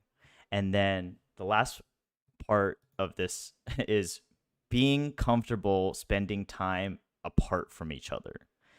When you're in a romantic relationship, you should not expect the other person to spend all of their time with you, and you shouldn't expect to spend all of your time with that person either. You need to set time aside to do things with yourself, with your friends. You need to allow them the space to do things by themselves or with their friends. You cannot commandeer their life, and you can't let them commandeer your life as well. So I know a lot of the things that we talked about, they have been recurring themes in other parts. With those relationships, your relationships just happen to be a much more intimate friendship, or it's very similar to friendships, but it's much more intimate. And your friendships are kind of, in a way, just much less intimate, like romantic relationships, but we don't think about it like that. But your romantic relationship is really like the most intimate type of relationship that you're ever going to have, besides the relationship that you should have with God. So you should make sure that the hierarchy of your relationships are in a good place, because if your relationship with yourself and your relationship with other people are not in a really good spot, then your relationship with your significant other is going to struggle. And one important thing is I really want to emphasize this comfortable with time spent apart from each other type of line, because that being able to do that really emphasizes health of your relationship with yourself and health of your relationship with others. If your significant other is forcing you to spend all of your time with them and not be able to spend time with yourself, that is a dangerous relationship to be a part of, and you need to understand that. If you are forcing your significant other, or pressuring them to spend all their time with you, then you are doing something that is abusive or toxic. You need to recognize that. I know none of us want to be toxic or abusive or anything like that in our relationships, I hope. So it is important to be honest with ourselves and understand that these things happen in our lives, and we're humans and we're going to make mistakes, and to recognize that. And the trust of our significant other is very, very important. So what if they want to hang out with their friends? You need to have a certain amount of trust that they're not going to go and do something that harms you, or that is dishonest with you, or something like that. In the same way, you should expect or hope that your significant other has that same trust in you to go do your own things without harming them, either emotionally or physically, or whatever it might be. So that trust is really, really important. Yeah, I don't know, Ting, if there's anything else you want to say about this part. I know I kind of just like bulldozed, I think, through the romantic part, but was there anything you wanted to say? I definitely agree with David on almost everything. I think these are mature and something that you guys should really learn from and remember. One thing I just want to add in terms of communication is I just really want to stress how important communication is. I think for me at least, like communication is such a key to it's like almost like a foundation to a relationship. Like through communication you can build trust. Through communication, that's how you literally like understand each other. So that's what I want you guys to understand, like how important communication is, right? I want you guys to remember like there's like certain things or like certain steps slash flowchart through communications that you guys need to keep in mind, and then hopefully it'll help you guys become a better communicator, if that's the word. If that's yeah. So because through a communication, let's say today I want to tell David something, right? Or I want to get my message across to a certain person. There's a lot of steps, right? The first one is there's a message that I want to get across. And then the second one is what the message I said. And then third one, the message the other person heard or received. And then the fourth one, the message that the other person think they heard or received. And then the fifth one, the message they received. So like it sounded very like wordy, and you're like, what do you mean, right? There's like I feel maybe you're just like he's just like repeating himself with different words. But I think I have this is an example, and I'm using like a child and parent example. Let's say today it's a Mother's Day, and then my mom wants me to visit and eat dinner, because it's Mother's Day. She wants me to come over and hang out with her. But she wasn't sure if I were gonna do that. But her intention is that she wants to get her message across. It's like, hey, it's Mother's Day. It would be really nice if you can come and spend time with me. So far, following me, right? So that's the message that she wants to get across. It's like, hey, it's Mother's Day. I want you to come over, spend time with family, spend time with me. I miss you. Right? And then so she decided, all right, I'm gonna call Ting. So she called me, and then the message she said is, "What are you doing for Mother's Day?" That's what she said, right? That wasn't her. Like that, the message is, "I'm lonely," or not, "I'm lonely," but it's Mother's Day. I want you to come over, spend time with me. I miss you. The message she said was, "What are you doing for Mother's Day?" So that's the message that she said. But then the message I heard or I received is, yes, I picked up the phone and then I heard, "Oh, what are you doing for Mother's Day?" Pretty simple. But then how I think I heard it is my mom picked up with a very interrogation-ish tone, be like, "Hey man, what are you doing for Mother's Day?" Like very, she's trying to interrogate me, trying to like find out. And then so what I receive is, dude, my mom is such a controlling freak. Like let me live my life. Are you guys kind of following my flow? Like the communication, a lot of the times, the intention, the message, it gets lost through all these different steps, right? And so when you're communicating, I want you guys to remember, like, there's a lot of times where things can get twisted up. Maybe everything is fine up until the message they received, right? Or everything like already went wrong the first step when you sent the message, right? So I want you guys to remember that communication, it's very easy for us as well as the other person to lose the intention, lose the original message. So it's very, mindful that you say, hey, if I understand correctly, is this something that you meant to say? Is this the message you're trying to come across? And like, this is something that have worked wonders for me and worked wonders for other people.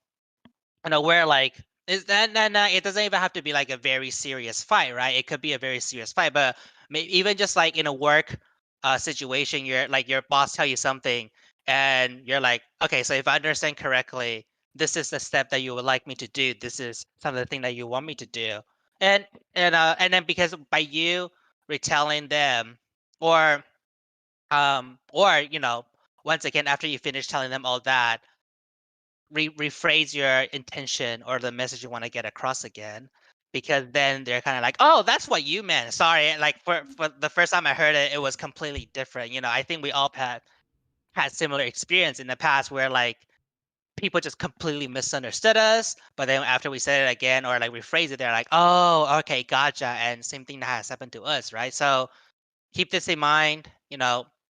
Hope we can all and this is once again, becoming a better communicator is a continued work in progress, right? Don't expect you to guys just snap and be like, all right, now I'm a communication guru, right? And understand that, hey, you will almost never able to 100% always get your message across. Sometimes people are just not receptive. sometimes we all make mistakes, right?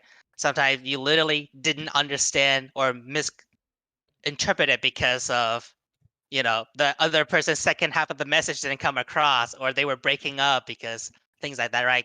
Understand there's also going to be issues. There's going to be all these other things, but, be understanding, try to be respectful, try to see it from the other person's side as well. Mhm. Yep. And then one other thing about communication is, you not only if someone has offended you or someone is wronged you or you have a grievance against someone, you need to communicate not just what they've done, but why that you have taken offense to that or why they have wronged you, even if you think it's obvious. So, for example, in the example I was saying about Ting like yelling at me for being bad at video games, it makes me like, for if I wanted to talk to him about it, I would, instead of saying you always yell at me when I'm bad. Yes, that's true, but a better phrased statement would be, I feel very devalued as a person, or I feel very devalued as a teammate when you yell at me, and I don't feel good about it. Obviously, as opposed to you just always yell at me, and when I suck or whatever. And what that does is it gives a little bit more context to what their actions have done, and how it affects you, as opposed to just saying that action is bad. You give them a little bit more information to take that and maybe apply it to some other part of their life, or your relationship, or their relationship with someone else. So it is important, again, not just to communicate, but to communicate it well. And like Ting said, what you say and what they hear and understand can be two completely different things, and you need to do your best to remove that from both sides of the communication. And you need to communicate accurately and effectively. So Yeah. Oh, actually, one final things to really, I would say an overarching thing about relationship is that relationship, it's, try to think of the word to phrase it. A lot of times relationship, especially conflict in relationship, it's a lot of it, it's not about, like David said, it's not about you and them, like you versus them, but you and them versus the problem, right? So like, especially I think I see a lot more in romantic and friendship, is that you're insist on being right. And what would happen is that you might be quote unquote right, or be on the right side, but because of the way you communicate, because of the way you behave, it would really, it really damages the relationship. You know, maybe just because you are on the quote unquote the right side doesn't mean that you get to just yell, like, go at it at your significant others, right? Or like you just go at it at your friends, right? I don't think that's a very healthy way to communicate, a healthy way to see it.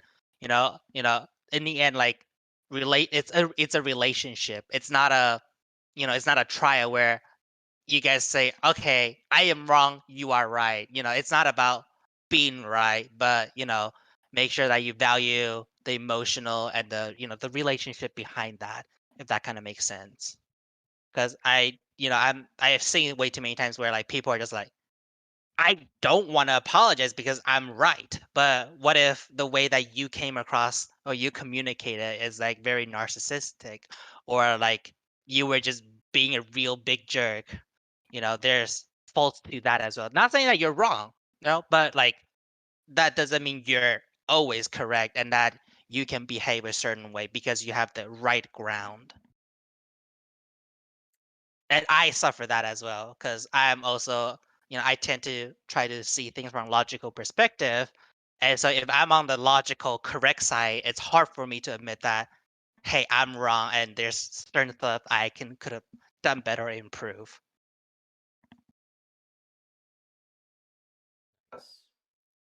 yes. All right. With that being said, everything that we've said. I'm sure we've let some things slip through the gaps. I'm sure this is not. Please do not take this as the gospel for how you interact with other people. I'm 100% sure there are things that we missed, things that would be beneficial to you. We counselors have taken up 3.5 hours of your Saturday afternoon. I did not expect it to be this late or to go this long, but please, if you guys have any questions at all, feel free to unmute and ask right now, or type it in the general chat, or however you want to, or you can DM us. If you DM us, we'll of course respect the discretion. We'll act with discretion on how we answer those questions. And obviously you've chosen a more private format to ask us, and we will respect that. But if you have questions that that you think are important, need to be answered, please, we want you guys to ask them. And we really hope that you guys can benefit from this, even if things like, especially the work one or maybe the romantic one, isn't directly applicable to you right now. They may and probably will be in the future. And we hope that you guys will remember some of those tips for when that happens. And if you guys have any questions, then whether it's 10, 15 years down the line, you can feel free to ask us. And we can, of course, comment on individual situations in private, of course, in much more detail and much more specifically, if that's the case. But I will remind you, we are not mental health professionals either. We may be your counselors, we may be more experienced, we may be in a better position to help you. But if you are truly going through mental distress, depression, or any of those kinds of things, we would urge that you try to at least speak to some sort of professional or counselor for that. If not, at least our pastor, Pastor Bill Smith, or maybe Ruth about it, because they have seminarial training in counseling, especially biblical counseling. But we will, of course, do our best to help you in situations that we can. So, yes, please go ahead and ask any questions. If not, thank you all so much for being here today. I know, again, 3.5 hours is a long time to keep your attention. I really hope that you guys were able to get something out of it. Even if one person got one thing out of it, I think for me, at least, that's worth it. But I'm really glad that we had, as all of you guys here, I think we had as many as like 15 or 16 people at the peak, and this is all being recorded. I really hope it is. So if people want to watch the whole 3.5, 4-hour lecture or seminar thing, they can, or reference it in the future. I'll send the link out to you guys if you guys want. Any questions?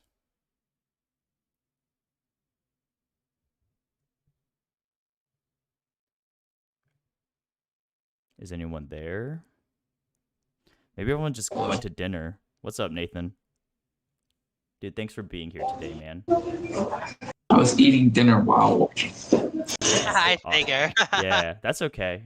We know, like, again, I didn't expect this to go 3.5 hours, so I apologize as such. But that's why you didn't put on Friday. Exactly. You're right. It's why we didn't put it on a Friday. And I do think this is a very important topic for us to spend as much time as we need to on it. So thank you all again for being here. I guess if there's no other questions, there's no questions at all. Or if you guys think of something, feel free to like pop it, maybe Yeah. not immediately, but I'm sure somewhere down the line people will have questions. Yeah. So it's just Nathan, right? Nathan's the only one who's here. Anthony fell asleep again. Just meeting. Oh, Angela's still here. Hi, Angela. I'm here. Thomas is here. I'm here. Hi. All right. Got Yeah. So if that's it, if you guys don't have questions, have a Thank great you guys for evening. coming. Yeah. Thank you so much for being here. Thank you. Yeah. Thanks for being Thanks. here. Bye. Thank you. Bye. Hopefully see you guys tomorrow. Talk to you guys later. Yep. Bye. Bye. Bye. Well, that was successful. Yeet. Let's go.